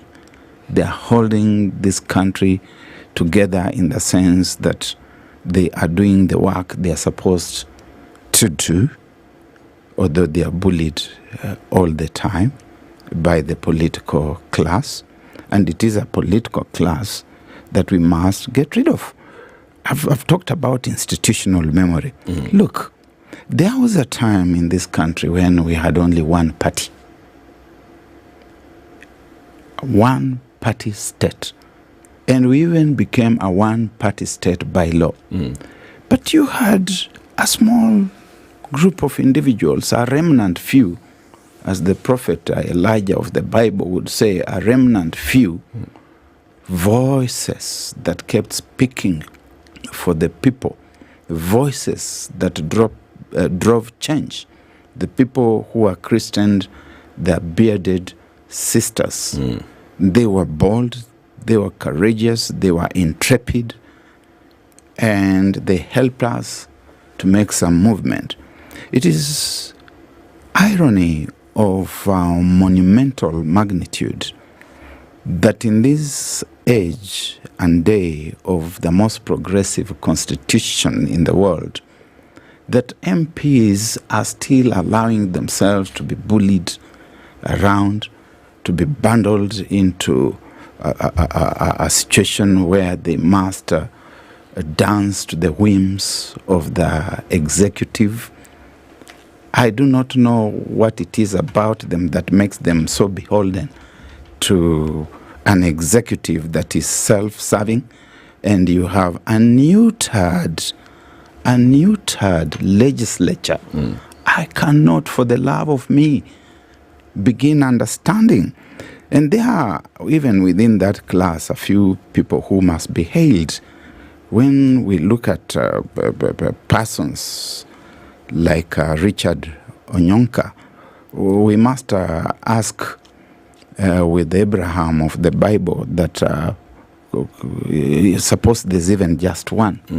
Yeah, so there are, could be one, there could be a few, but the majority are on self-service missions, as is the state itself, as is State House itself. And Kenyans need to wake up to this and move away from this belief that these are our buccaneers. Yeah. That if these buccaneers come from Emmanuel, that these are our buccaneers. And they bring us pride. Yep. They elevate Emmanuel, the village, and everybody can now see. See, we also have rich people who can eat. Yes, and they're eating you as well. Well, these conversations must continue, and we always must, raise our consciousness as a country and ask ourselves, how do we identify the right frog to kiss? Because even as you are kissing all the frogs, it's a game of chance, and you have to use something to say, this one has a higher probability of being the prince. You can't just go kissing 100 of them. You have to play a game. You've got to play a game. Barack, always a pleasure having you, and thank you for joining us today. Thank you, ladies and gentlemen. My joy. It's one lady. In good English, from the academies that I was privileged to attend, whether it's one lady or there are two, and there's one gentleman or more, you always say ladies and gentlemen. And gentlemen. And Ken. I finally need it. Dr. Barak Muluka is a strategic communications advisor. He's been our guest for this hour. In the next hour, we talk to Jeremiah Kioni. Now we look into these impeachment proceedings as well. Ken Mijungu, managing editor KTN, will stay on for the next hour. It's 9 a.m. Spice up your life.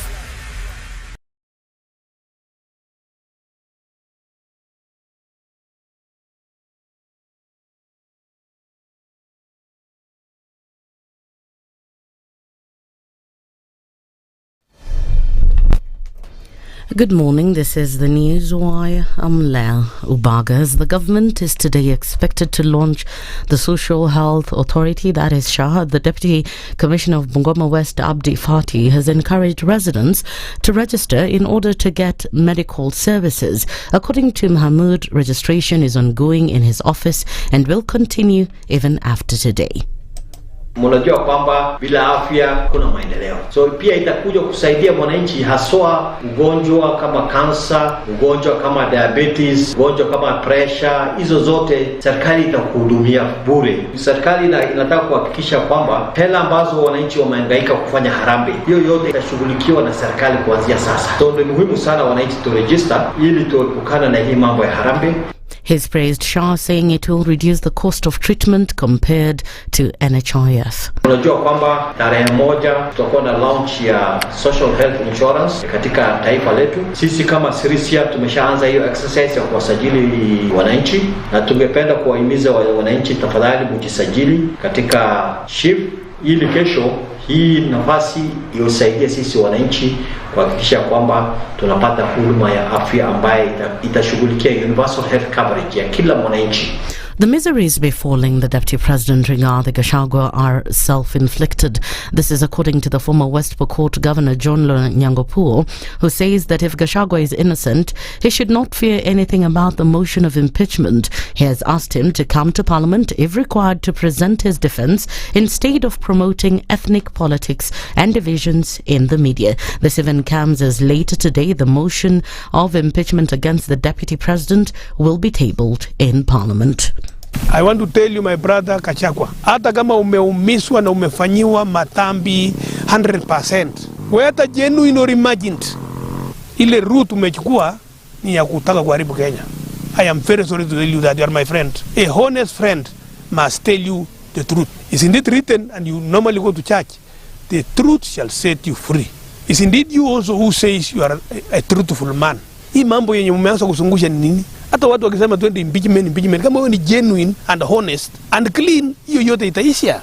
And the courts continue to be praised following the decision to annul the removal of Deputy Chairman of Jubilee Party David Murathe and his Secretary General of the party, that is Jeremiah Kioni. The party's deputy leader Beatrice Gambo has said that Jubilee Party is strong and is already prepared to continue with its normal activities, including the registration of new members. Chama hichi ni chama kikubwa, lakini tulikuwa tumeletwa mawimbi tu, tuangalie mawimbi, si tulikuwa tuangalie mawimbi, kwa tuangalia kule mbele. Na sasa kuna wengi walikuwa wanauliza haya, mtaanza lini registration? Ngojeni, tuko na mipangilio mizuri, tuta roll out. Na unajua wengi, hata wengine hapa mmekuja mmeniuliza, mama vipi tutaweza kuregister vipi kama wanachama wa Jubilee? Tutawapatia link na tutaenda mashinani kila mahali kutumia structures zetu kuweza kutoa link, na najua watu wataingia kwa wingi.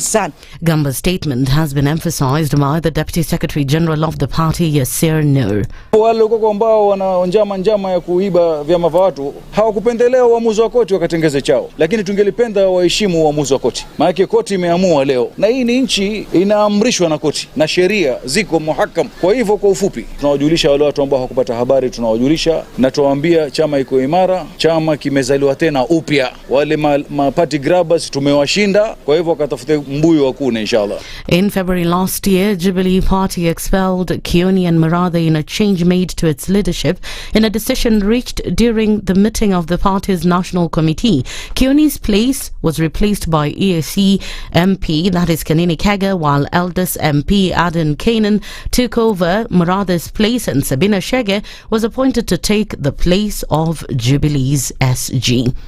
And finally, former Kiambu Governor Ferdinand Waititu spent the night at Pangani Police Station after being denied bail following his arrest on Monday afternoon. Waititu was apprehended for allegedly making inflammatory remarks during an event in Ruiru on Sunday night. He is scheduled to be arraigned today to face cybercrime-related charges. That's the news wire. I'm Leah Ubag.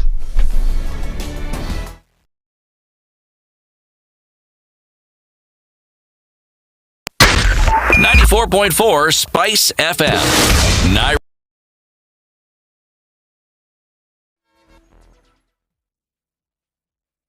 Continues in the city this morning. It's still pretty heavy wherever you look. Some of it still coming off of the Eastern Bypass heading out towards the Cabanas interchange, and Uhuru Highway now is when it's taking on the lot of all the traffic that formed all morning. Coming off of Thika Superhighway, we still have some traffic right around Survey getting into the city, and then Ring Road Kileleshwa still quite busy. James Gishuru, my goodness, today has been crazy, and it still continues. In and outbound traffic is going all the way to Kitisuru Road out towards Peponi, and it's going to cross over Lower Kabete coming in from Spring Valley. All of that quite crazy. Coming into Spring Valley, I beg your pardon. All of that quite crazy this morning. So there's one to watch. Avoid it if you can. If you are on the Red Hill Link Road, trying to make your way towards Wairimu Way, that's what's going on there. You might want to turn back and then use the Limuru Road to get back into the city. Try it. See? Let's talk. SpiceFM KE on X hashtag The Situation Room.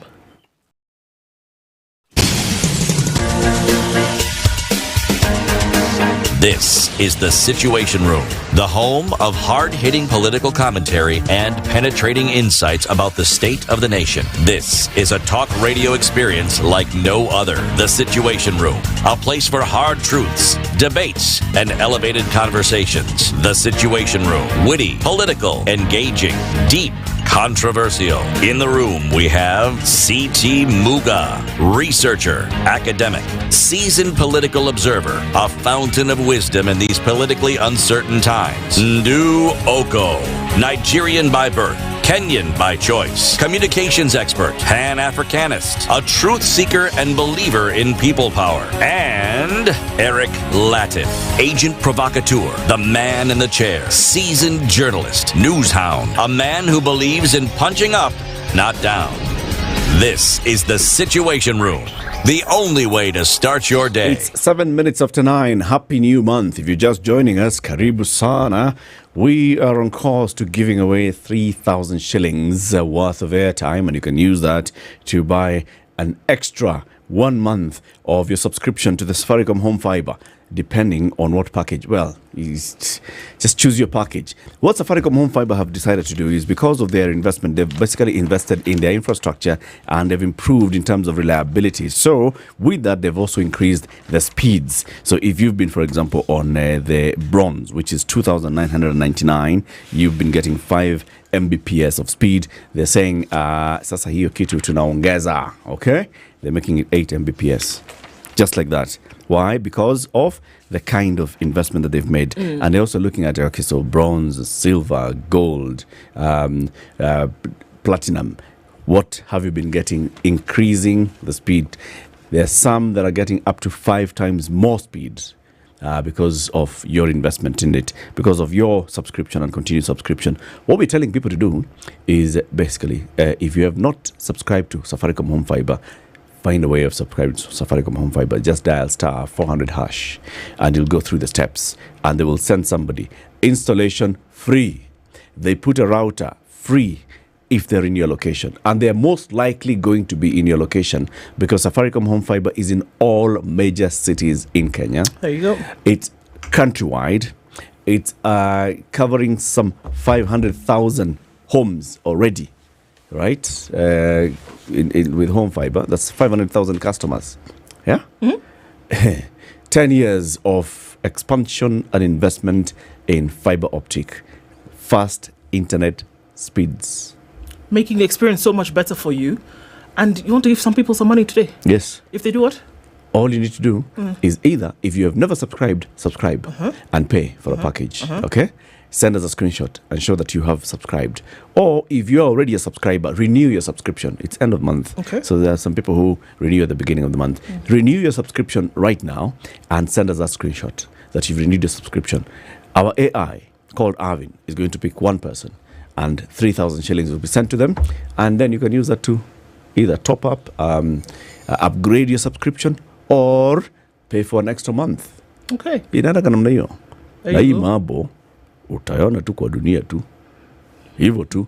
We are also giving away 2,500 cash into a bank account. Courtesy of Loop. Tell them. So, Loop is a lifestyle. How about you link basically everything that you do? Make your payments, set up standing orders, pay your bills, etc., and you actually don't have to go run from pillar to post to have anything done. And so, you can also, as a merchant, pay for advertising. You can not even necessarily pay for that, but advertise your product for people to see just because you're right here on this platform. That is Loop. Download it today on your Google Play Store or Apple App Store.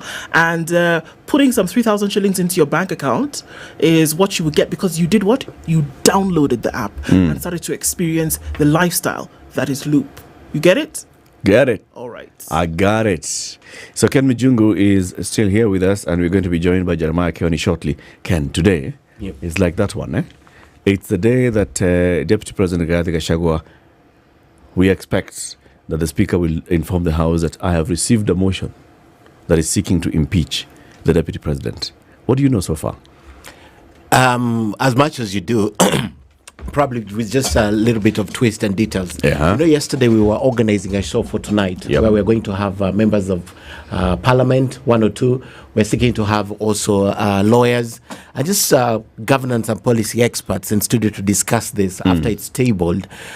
And then I called a member of Parliament and then she told me that, Ken, are you sure this thing will be tabled? Then I said, yeah, we're sure. Then she asked me, do you really know our boss? Because he could just wake up and say, minute. Yes, no, spare this guy. But this is going to be tabled. If you look at the last... What makes you so sure? The last 2 weeks, Rigathi Gachagua has given more media engagement than he's done in the last 2 years. The guy is on his defense. His back is on the wall. It has to be tabled.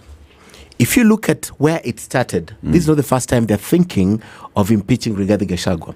I think in 2 separate occasions they've tried this, but the president has always called it off. This time the president has kept quiet, and we all know our president is not someone not to be put on his defense. He'll always want to speak. He'll always want something. During the height of the Gen Z demonstrations, how many times did he speak? He gave a media interview. He gave a local interview. Local media's interview, ethnic vernacular. Then he did town halls too. to be precise. Then he did a round. The president is someone to speak. If he was really not interested in this, he would have spoken by now. So his silence implies that he's okay supporting with this it. going through? We heard yesterday that there was supposed to be a parliamentary group meeting. Yeah. The president could have landed yesterday or today morning or on Sunday afternoon. How was it someone who said the president was landing at 4? Are you aware if the president is in the country or not? Do you know if the president is here or not? Is he? The president is here. When did he come back? The president came back on Sunday afternoon. But silence. Not saying anything. Why? Because it's so easy for him to say something. It's so easy for State House. This is the deputy president of the republic. State House is quiet. Speaker of the nation. Yeah? Maybe that's the thing. Just come out in the last minute, after the thing doesn't go to parliament, he appears somewhere and, he says, you know what, the president, the deputy have had a meeting. You may see Hussein Mohammed actually just tweeting here a photo of the president and his deputy. Taking tea somewhere, and that's it. Strolling in State House, each with a hand, and that's it. And say, they've talked, they've discussed matters of importance and how to work together. And the president has renewed, blah, blah, blah, this, the other. The news explained to me how you cure what the deputy president has been spewing in the last 1 week and a half. How do you cure it, even if they speak? Do Kenyans just wish it away and say the deputy president did not speak? The most indicting statement that I had, it's usually they don't do a direct attack. When he said the president was in Washington, although the president was in New York, and met Walker, the Ford Foundation president. Yes. And he says, our own president is flip-flopping. Anajaribu kutuambia nini? How do you walk back on those things? It's very difficult. How? When he says... You don't need to. You're a politician. No, but this is a deputy president and the president accusing his boss. They are politicians.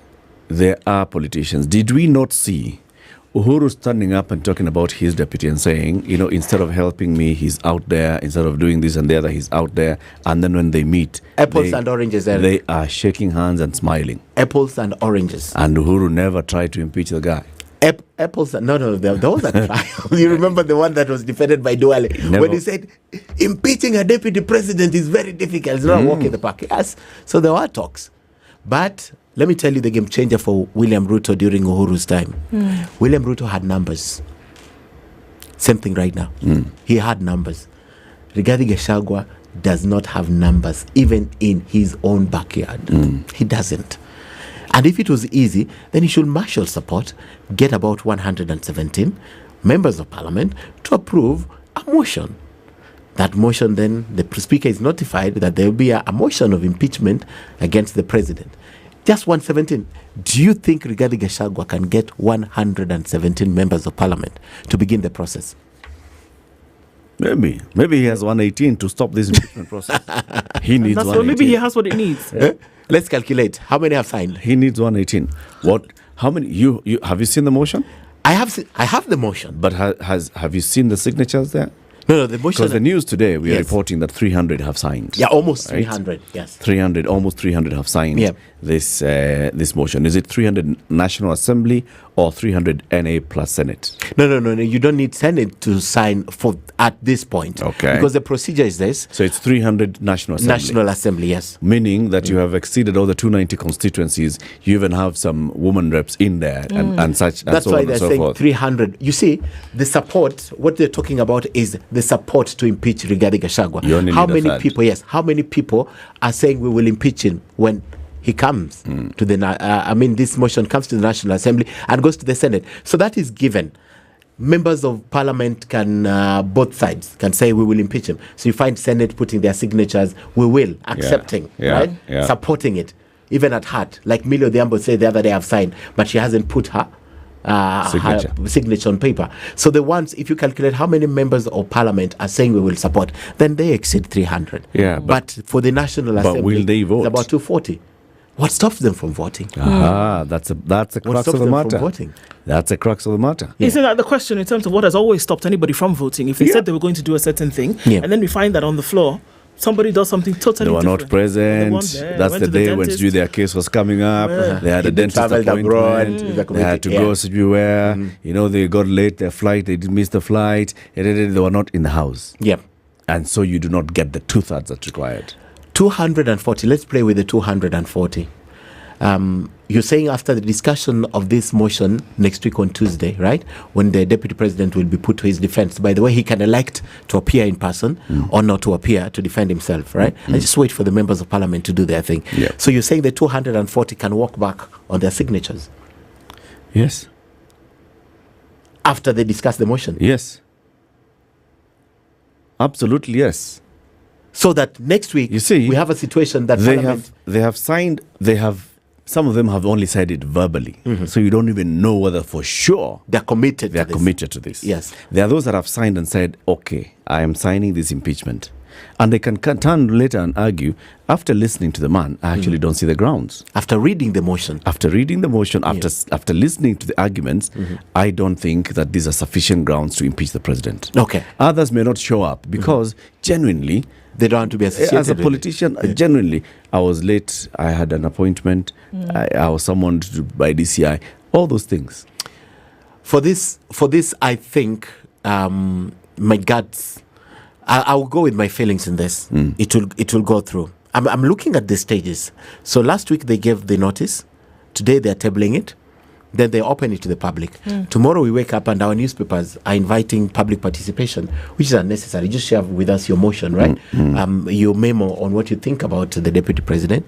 Then by Tuesday next week, it goes to plenary. And then they tell the deputy president by weekend that these are the allegations. Actually, by today, he'll be seized of this matter. And then on Tuesday, he appears and then they vote. And then by Thursday, 2 days, they give it to the Speaker of the Senate. Speaker of the Senate picks it up Thursday latest next week and does the same thing, calls for public participation. And then by Thursday, the following week, 7 days, they're voting again. Right? So in 2 weeks, my gut feeling this will be done. If it was not going to happen, Eric, and the only reason I'm convinced it's happening is because the president is silent. Let me ask you something. Yeah. I think it kind of puts a spanner in the works here. You've been having conversations over the last couple of days about this, obviously. And it sounds like a hard question to ask, but does it matter? If he is impeached or not. Does it matter that there's a discussion about the deputy president of the republic being impeached? Does it matter that it's taking center stage because, it's political? Does it matter in the light of so many other things in the country that are going belly up? Does it matter that there's a discussion right now, that there's an action happening in the next few hours of the impeachment, a motion to impeach the deputy president of the republic? Does it matter? I think it matters. One, for legal jurisprudence, it matters. Two, I think it also matters for democracy. And three, it matters from the person who's asking the question. Who is asking if it matters or not? For the common Mwananchi who the last 2 years have seen no benefit in this government, have gained nothing, in fact they have lost, it doesn't matter. It doesn't matter. For the political heads, it matters to them, because then there are realignments that have to be done post the impeachment, right? So it matters to them. Potential beneficiaries, it matters. For me, I think for democracy, it matters. Let's see. How so? Let's see how far Kenya has matured to an extent that if it's not working, then you don't have to feel entitled that I'm Eric's deputy. And I am there by right because I was voted, right? Can Eric say that I no longer need this person?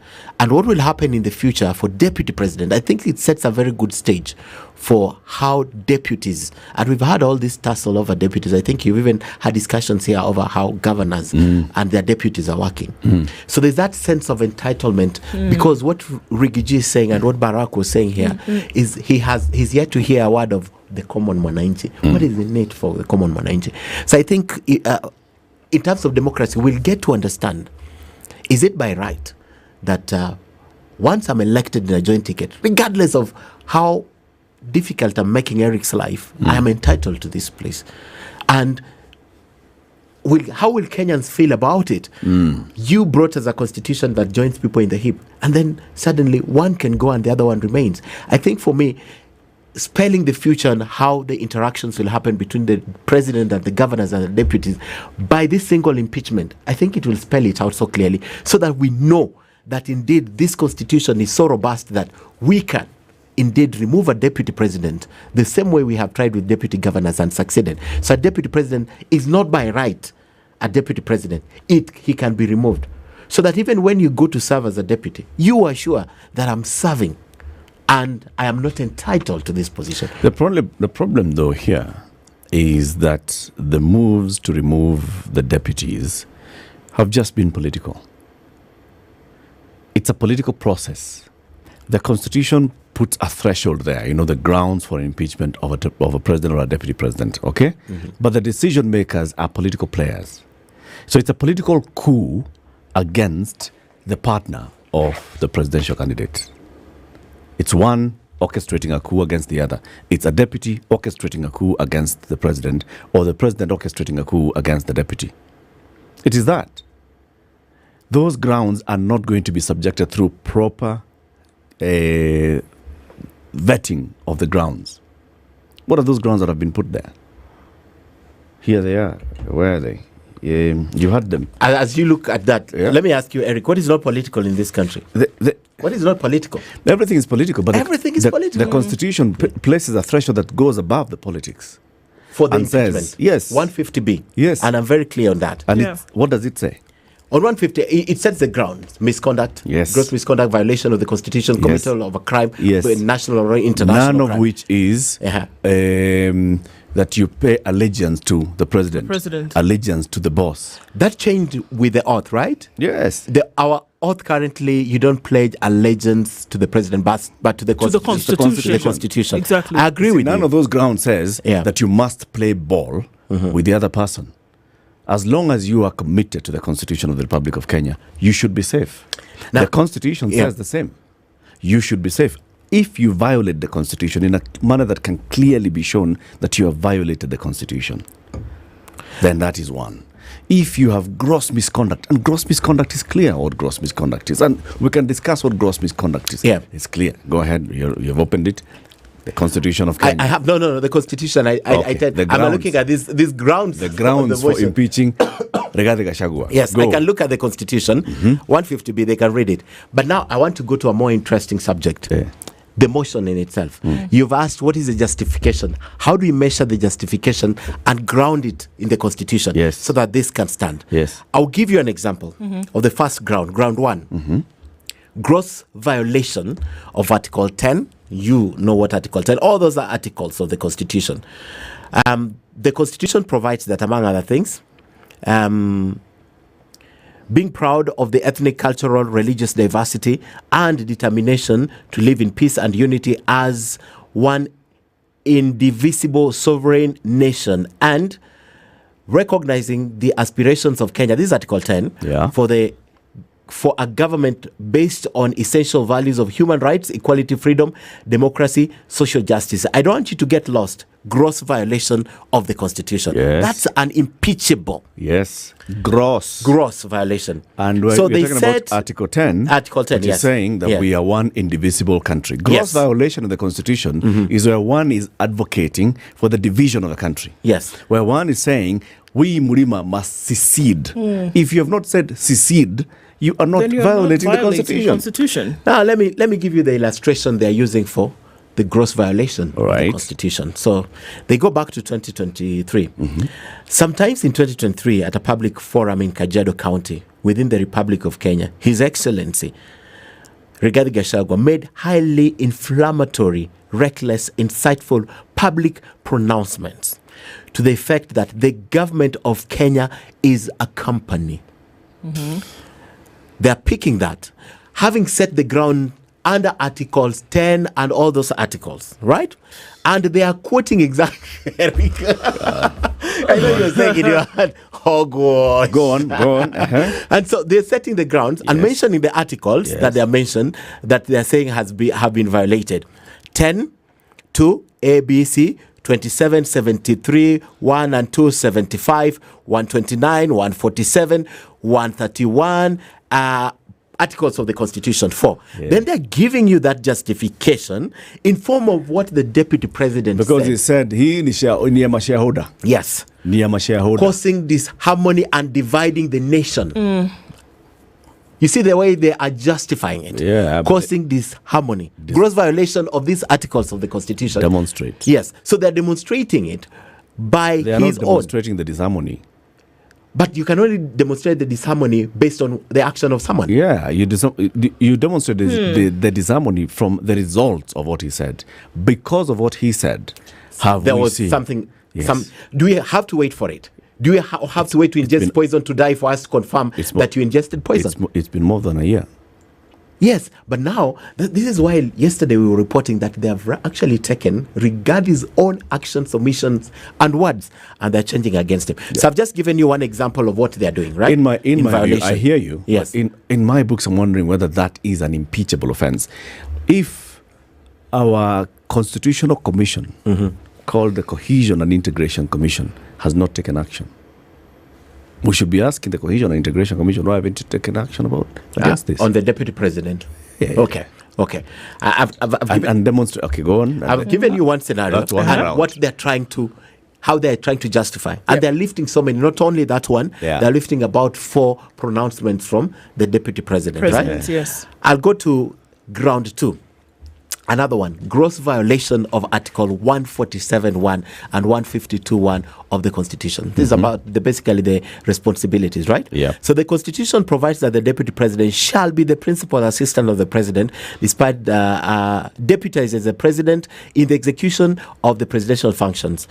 152.1, the Constitution states that he shall be, states that the Deputy President shall be a member of the Cabinet. 152, right? So then, what is the justification again? Because we are talking about impeachable offenses. Yeah. Remember, violation of the Constitution. So they have pulled a second one, right? Yeah. So they are now saying, on diverse dates in the last 2 years, His Excellency, the Deputy President, and the Cabinet, and the effective discharge of the national government's executive mandate. Wait. Let me read it verbatim. In addition to Article 152 of the Constitution states that the Deputy President is a member of the Cabinet. Then they come with the justification. On various dates throughout the last 2 years, His Excellency Gachagua undermined the President and the Cabinet in the effective discharge of the national government's executive mandate. So that is it. So they are using 147. Are they giving examples? Yes, they will. Of those diverse dates? They will. Okay. So they are using 147, which says you should be the principal assistant of the President. Number one, he's not being a principal assistant, and number two, he's undermining the cabinet. The cabinet and the decisions made in cabinet. So then they illustrate this. Yeah.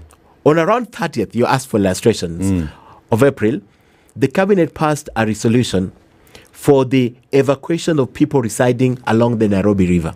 Okay.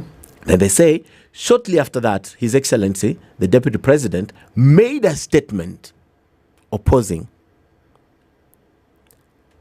the Nairobi River reclamation and evacuation orders, which the cabinet had sanctioned for public and climate change mitigation. You see the illustration? So, Eric, remember the threshold for I've given you one example. It's pretty slim. It's pretty slim. But remember, in impeachment motions, what happens? We don't need every ground to stand. We only need. Yeah. So if they miss the gross violation of the Constitution, none according to you. Remember, this is a political process, Eric. It's not a legal process. We're not in court. You know the American system. I wish they had said, because the Deputy President has been assigned a role by the President to chair cabinet committees, after the cabinet met and passed this resolution, in the subsequent cabinet committee, he went and overturned that decision. Now there, you can say, what is the difference? There is it's what is the on difference? Record. Coming out to say, let's not do it this way, it's not saying let's not do it. No. Coming out to say we can't do it and you sat in a cabinet. This collective responsibility. You sat in a cabinet together with everyone, including the president. And we all agreed as a cabinet that, you know what, for the safety of these guys living along the riparian land, we are going to remove them for their safety. Then, I come out as an individual and go and tell them, no, don't move, you can't move, our people are being targeted, so opposing this decision. Why do you think that is not a reason? And yet the Constitution gives you this. Okay, let's forget about the gross violation of the of the Constitution. The decision was made in cabinet where, okay. Yeah, it was a joint, a collective decision. And that's what I'm saying. It's political. It's conjecture. The conjecture here is that because he has said, let's not go it this way, he has said, let's not do it.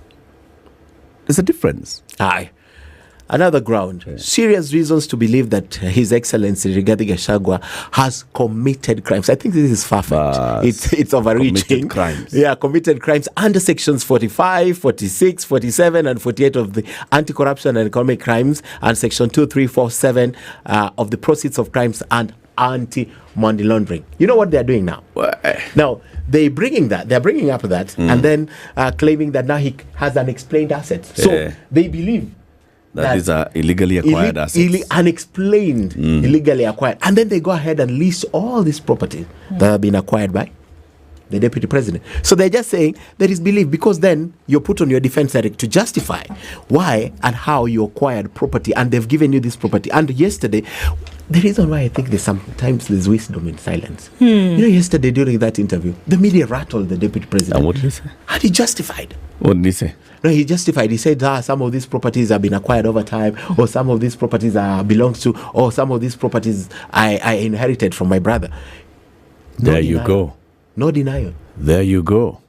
For example, if you talk about the property in Kilimani, that everybody knows, that property belonged to the late Derito Gachagua. If the family that is left, going by the remaining elder brother, Rigathi Gachagua, is involved in running it, are we saying that it's his?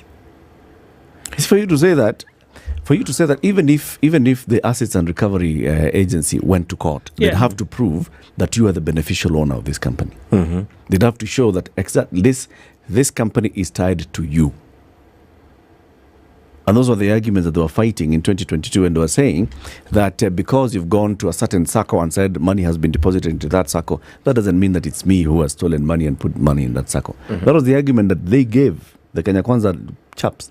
Now the Kenya Kwanza chaps are telling us, because Outspan Hotel has been acquired by somebody who looks like Rigathi Gachagua, that is Rigathi, who appears on the CR12.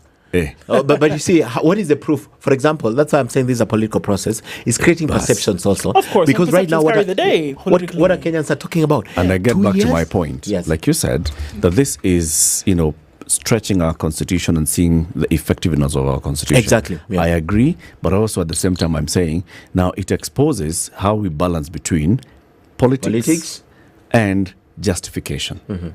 That do you want to remove a president just on account of that we are no longer working together, so you look for whatever reason? This guy insulted me last week at the airport. So therefore I was called Mujinga 21 times, and so let me bring a motion to remove him for, that's the kind of thing. But you see, there are checks. When you say that there are checks and balances that were created by the Constitution. You cannot just come and say, I don't like Eric Latiff, so impeach him. Because then the check and balance. Well, you can, but it shouldn't hold water like that. You then can it goes to Parliament, because now you have to marshal the numbers to support your position. Exactly. You have to to think about it, you have to have 117 in your bag. And the expectation here is that Parliament will be thinking and working independently. That's the expectation. Yeah, the expectation. The Constitution, it's not reality, says that Parliament shall be working independently, and in fact puts two layers. To remove a president is not so easy. You've got to go to the National Assembly, and you've got to go to the Senate. Unless the Senate upholds the National Assembly's decision, you're dead.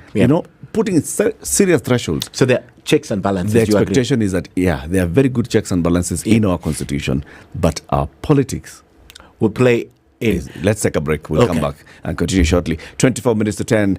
Rigathi Gachagua's This is impeachment. the Situation Room. The only way to start your day. A special report.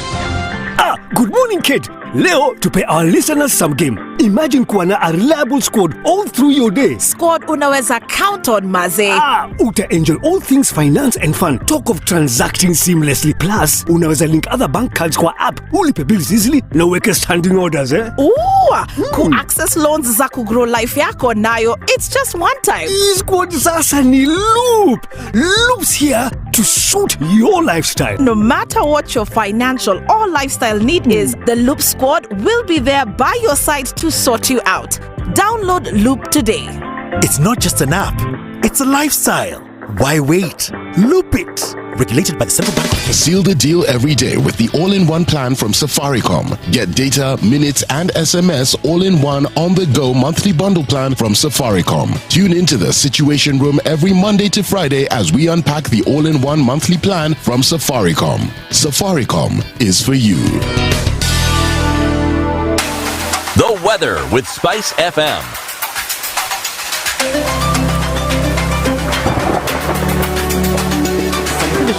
It's 19 degrees. We'll see highs of 24 and lows of 15. It's 18 and partly sunny in Nakuru, highs of 23 and lows of 13, and we'll see lows of 15 in a mostly sunny Nyeri at 19, going to highs of 24. It's 17 and sunny in Eldoret, highs of 22 and lows of 13. Kisumu this morning is 25 and sunny, highs of 29, lows of 19, and we'll see highs of 29 and lows of 15 in a mostly sunny Kakamega at 23.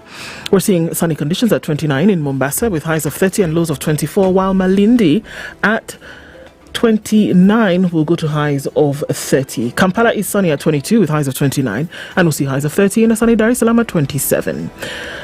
Johannesburg at 7 is sunny, highs of 20 and lows of 4, while Mogadishu is sunny at 30 to go to highs of 31 and lows of 25. It's 18 and sunny in Addis Ababa with highs of 22 and lows of 12. Partly sunny conditions in Lagos at 25 with highs of 31. And Kinshasa is sunny at 24 with highs of 32. We're looking into a mostly sunny and windy Beijing. Tuesday afternoon at 17 with highs of 18 and lows of 6. It's cloudy at 12 in Paris and cloudy at 12 in London. It's still Monday night in New York and it's cloudy at 16 coming into Tuesday. We'll see highs of 20 and lows of 15.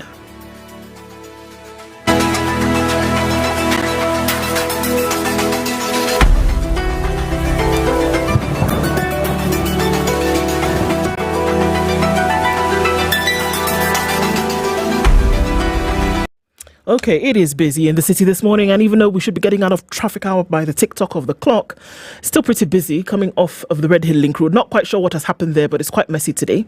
And some of that will go off onto Waiyaki Way, the rest of that through towards Lower Kabete and into Spring Valley and Limuru Road. So Peponi is free, mostly now. Folks are trying to get into High Ridge. I think from here will be okay, at least here on out. Okay, what else are we looking at? Coming into the cities where most of the action is happening right about now. Landy is chock-a-blocked, and the Thika Superhighway just a little bit of a left as you're coming towards Survey, and also on Kiambu Road going towards Muthaiga Square. Okay, let's talk through the morning. SpiceFM KE on X. Mature, intelligent talk every morning. Spice up yourself.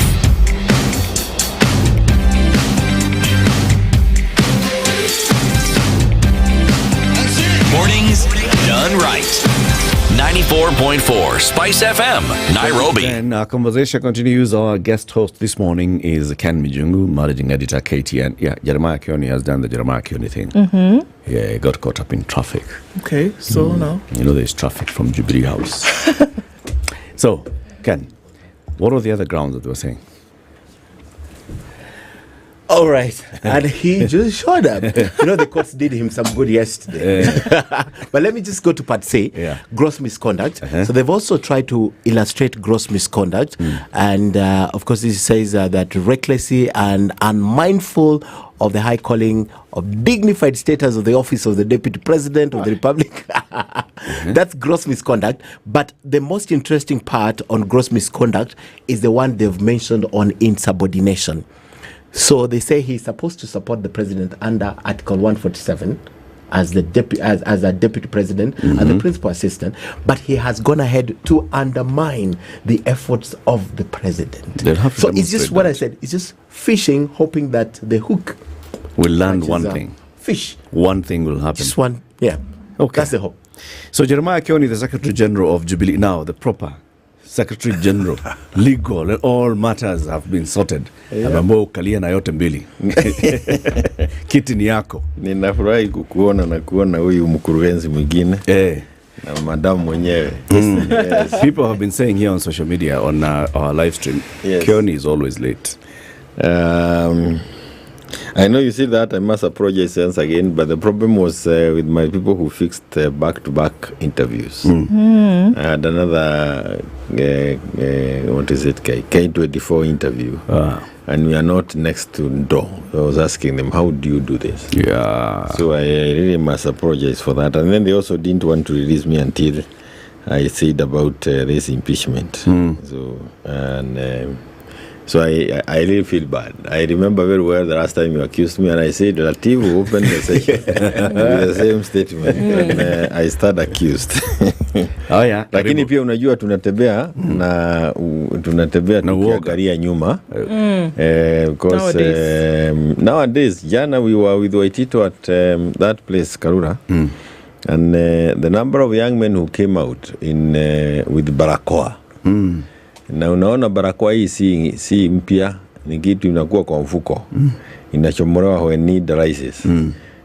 So it looks like they had a need for us. And I told Karonzo, these guys could end up, because you have some privileges, it is either going to be me or Wamarwa. One of us may join Waitito in, and Waitito may come out and you now sort me out. It was evidently they were coming to pick one of us. And they picked Waitito. Didn't. Okay. Yesterday, they didn't. But that was made very clear to us. So we are back in some areas, days that we cannot, they are not happy days. Because when a police officer comes to you, he must start by identifying himself. So when he comes with a barakoa, what is it? And how would officers coming from the DCI come in numbers with barakoa? Then they told us you have come with very many young people. Kawabia, I see you having more young people than us. Hii barakoa yote ni mingi kuliko wale. The guys who are with are from the media. And media are not doing anything. They're only covering what you have to go and address them from there. So we have already addressed the media. So you're not interested in addressing them. And again, we want to go in now as lawyers to see our client. They denied us an opportunity to see our client as lawyers. It's a new thing, a new phenomenon in this country.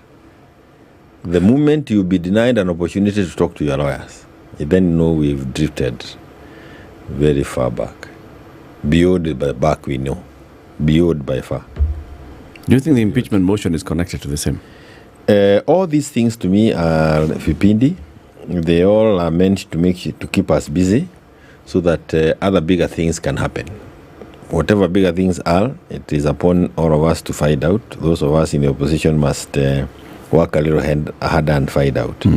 Of course, we have the issues that are now known on the Adani, that is there. But this thing of Shiv is also another saga, is another scam. You can tell we have still the education of our young people is still in Libo. We have IDs are now being issued. Where I was, somebody said my son applied for an ID last year, 2013, 2023, the month of November, up to date. It's kwenda kuja. Remember, that young man cannot do anything, including having a phone. Can't even register for SHIF. Cannot even register for SHIF. He cannot register for the university education. And they are the people who are now moving to that next level. So there are really many issues that we would want to focus on. But of course, the work of the government of the day is to keep us with diversionary tactics. And this one of Gachagua, I was saying it, I want to repeat, if it was a question of whether Gachagua has irritated people, he has irritated us also, even us in opposition, but we can tell you that the issue of impeachment is a misplaced thing for now. Ndu asked the question, does it matter? And it does matter. Your fellow lawyer, Ken Michungu, said it matters. It matters. It doesn't matter to the ordinary Mwananchi who wants services from the government. Doesn't matter whether you remove Gachagua and you replace with whoever. But on the other side, it matters in terms of jurisprudence. It matters in terms of testing the limits of our constitution. Do you agree with Wakili Ken Mijungu? I would want to agree with him, but he has now gone again to the intellectual limbs. He's left the hustler. Na ameenda huko juu ya wani ametoka kwa ground, mambo ingine ya jurisprudence. Na hiyo ni dunia yake. Mwananchi here is asking, the thing about this impeachment has everything to do with the politics within Mount Kenya. Remember, the people who are focal on this impeachment are the same people who are very focal when they were bringing down Uhuru. They are the same people who are very focal when they were talking about issues of shareholding and the rest. So they are now being used towards themselves. And if you ask me, like you have said, the young man without an ID is bothered least about what you are doing about impeachment. He wants his ID so that he can start having a life. Absolutely. He wants to go to the university. There is that person who is supposed to go through a dialysis today, and they received phone call last night that they have to come and pay because Shiv is not going to pay for them, and NHIF is also off the table. Those are the things that are bothering Kenyans, and that is why I think the issue of impeachment is not a priority thing. I would urge those involved in it to avoid it and keep away from it, and let people sort out their difficulties within political parties. We have been having the same thing. I said the other day they should, and I'm happy they have now left out the name of Uhuru in it. Ilikuwa kutembea ukisema nimesamehewa na Uhuru na mambo kama hayo. And I clearly mentioned that I can say authoritatively hakuna mwenye alimtusi Uhuru ambaye Uhuru amechukua nafasi ya kukaa chini kusema nimekusamehe.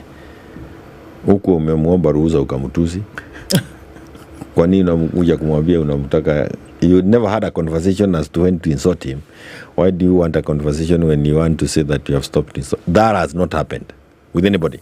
No one has met the former president. And nobody has he has never even picked a phone, talked to all of them. Those are lies. Okay. And so he should not be dragged to maneno ya shida. But I am also saying the impeachment thing, if members of parliament were a little concerned about the reason why they were put in parliament, they will not bother with those things. Look at the headlines here. So the members of parliament are actually not bothered with the reason why they're there for the instruments of representation, legislation and oversight. Parliament was breached on the 25th. So that's what we should be looking at this point, to say that, you know what, yes, where Parliament's focus today, for example, on this 1st of October, is everywhere except where it ought to be, and where it will be for the next 7 days until whenever vote, whatever is done, but that we then have representatives of the people who are concerned with everything but their representation.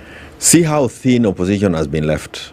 We are running from one studio to the other. That thin. Why? Because you can now only those outside of parliament can speak on behalf of the people. Those who are in parliament and belong to the minority have become mute. They have become part of the broad-based thing, and so they have a broader way of thinking other than thinking about the small issues or the issues that relate to mwananchi. And that is why I would rather we concentrate on the issues that are really hurting Kenyans, and Kenyans are really hurting. This chief thing, look at the amount of money that we are supposed to pay. Hii wakili hapa 2.75% ambao bado wanafanya mambo ya wazazi. Sicilian, they pay for you 10,000 shillings. Ni wapi mama atapelekwa kuchijwa kwa 10,000 Kenya hii? Unless you want to endanger the life of the mother and the child again, it costs you a little bit more, 4-5 times, even 6 times that 10,000. So we are going to contribute more, but get less. And the worst thing is that you're also supposed to say what kind of a car you drive for you to be placed, for them to be placed, to place you within a given band. They don't even want to know whether the car I have only car is mashicha breweries ya ng'ombe. Haiwezi beba mtu, but it is a car. I mean, we've really lost it. We've really lost it, and And there's something that Wakili Harun Dubi has asked, and he sent me a message. He's watching the conversation. He's saying, Parliament itself has a job, a mandate. Parliament has a mandate to review the performance of the President, the Deputy President, and state officers. Has Parliament ever had such a review? Do they have objective instruments for reviewing the performance of the President, the Deputy, and state officers? Because if they don't, then at what point are you coming to say this one has failed to do their job?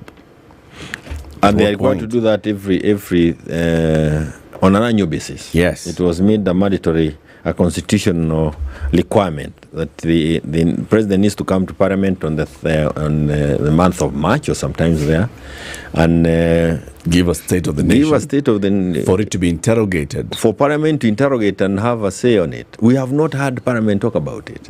That's why I was saying, in the event that they want even this motion to go on, where it is written there titled motion to impeach the DP, it should say and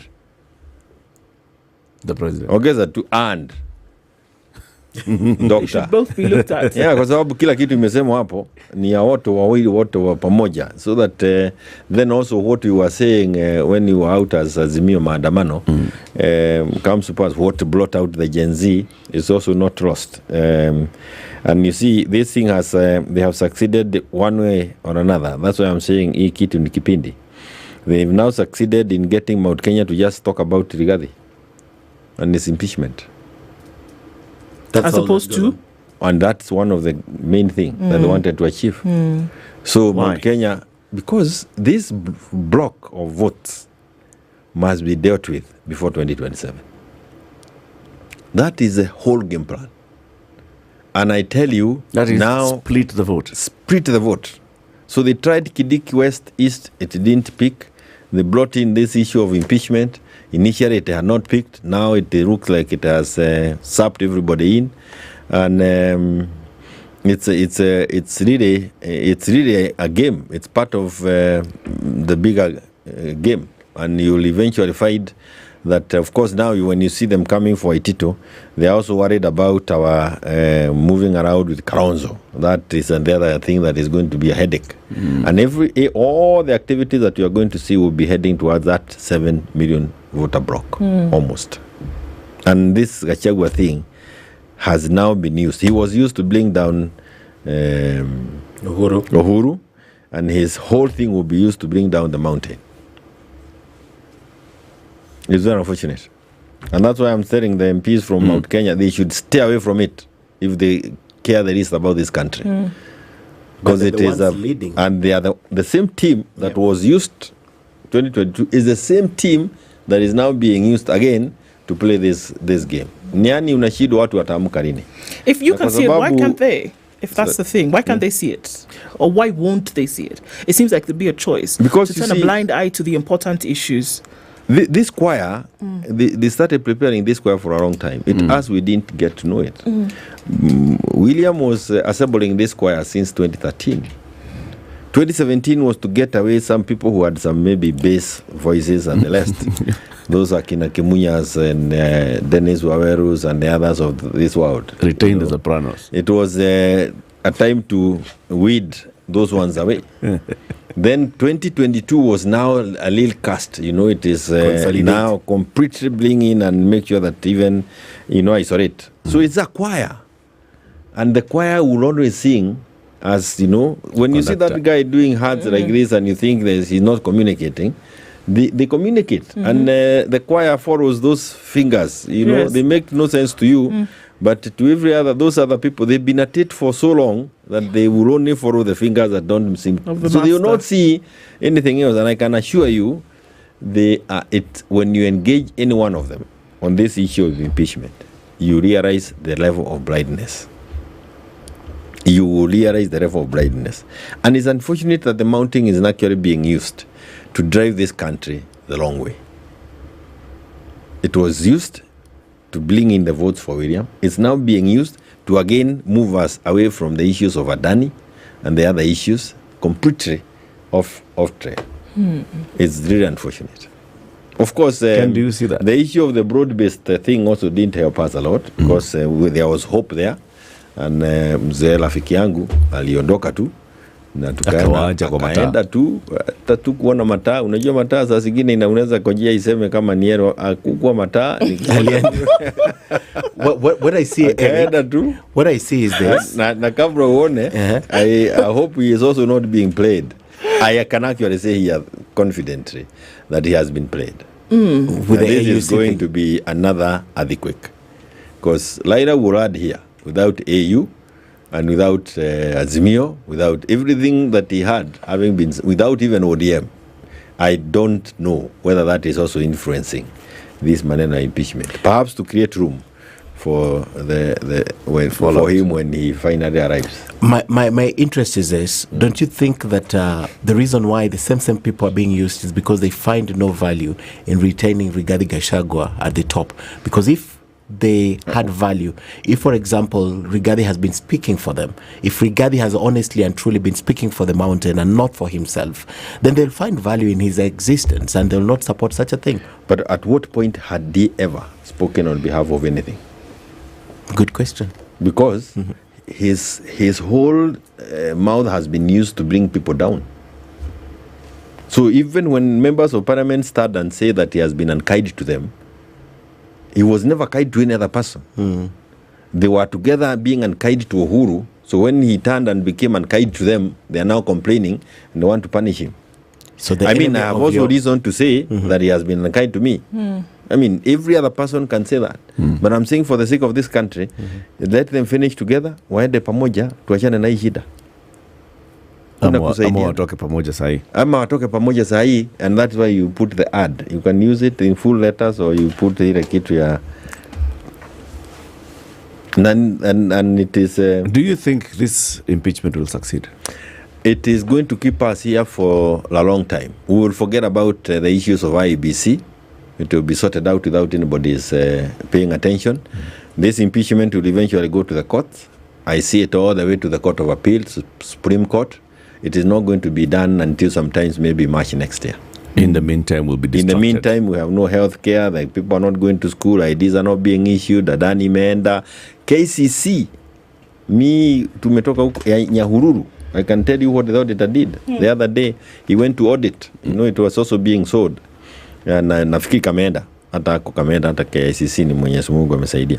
So when they went to do audit, akaambiwa hii maziwa yote tunangojea kuuza. Very many cartons kutoka huko mpaka huko. So he decided to walk and count some boxes. Auditing requires, akatembea juu. Kufika pale katikati hapo mpaka chini. Because they were empty cartons. Empty cartons. So another scam. Hakuna watu walipi maziwa, pesa zimeibiwa. It's the same thing in coffee, the same thing in tea. So this thing is the least of our concerns. And I want to urge those members of parliament to wapuguze vipindi. Let us concentrate on the real issues. Jeremiah Kioni, good to have you here even for 20 minutes. I thank you and my apologies again. I will make sure that you improve. Nobody will now accuse me. I will come the day before and sleep around. Kioni is the Secretary General of Jubilee. Ken Mijungu, Managing Editor, KTN. Follow the coverage of what will be happening in Parliament throughout on KTN today. And tonight, there's a mega show, right? Yep. On this impeachment. Thank you for tuning in. Kenya's biggest conversation will be back tomorrow. It's 10 a.m.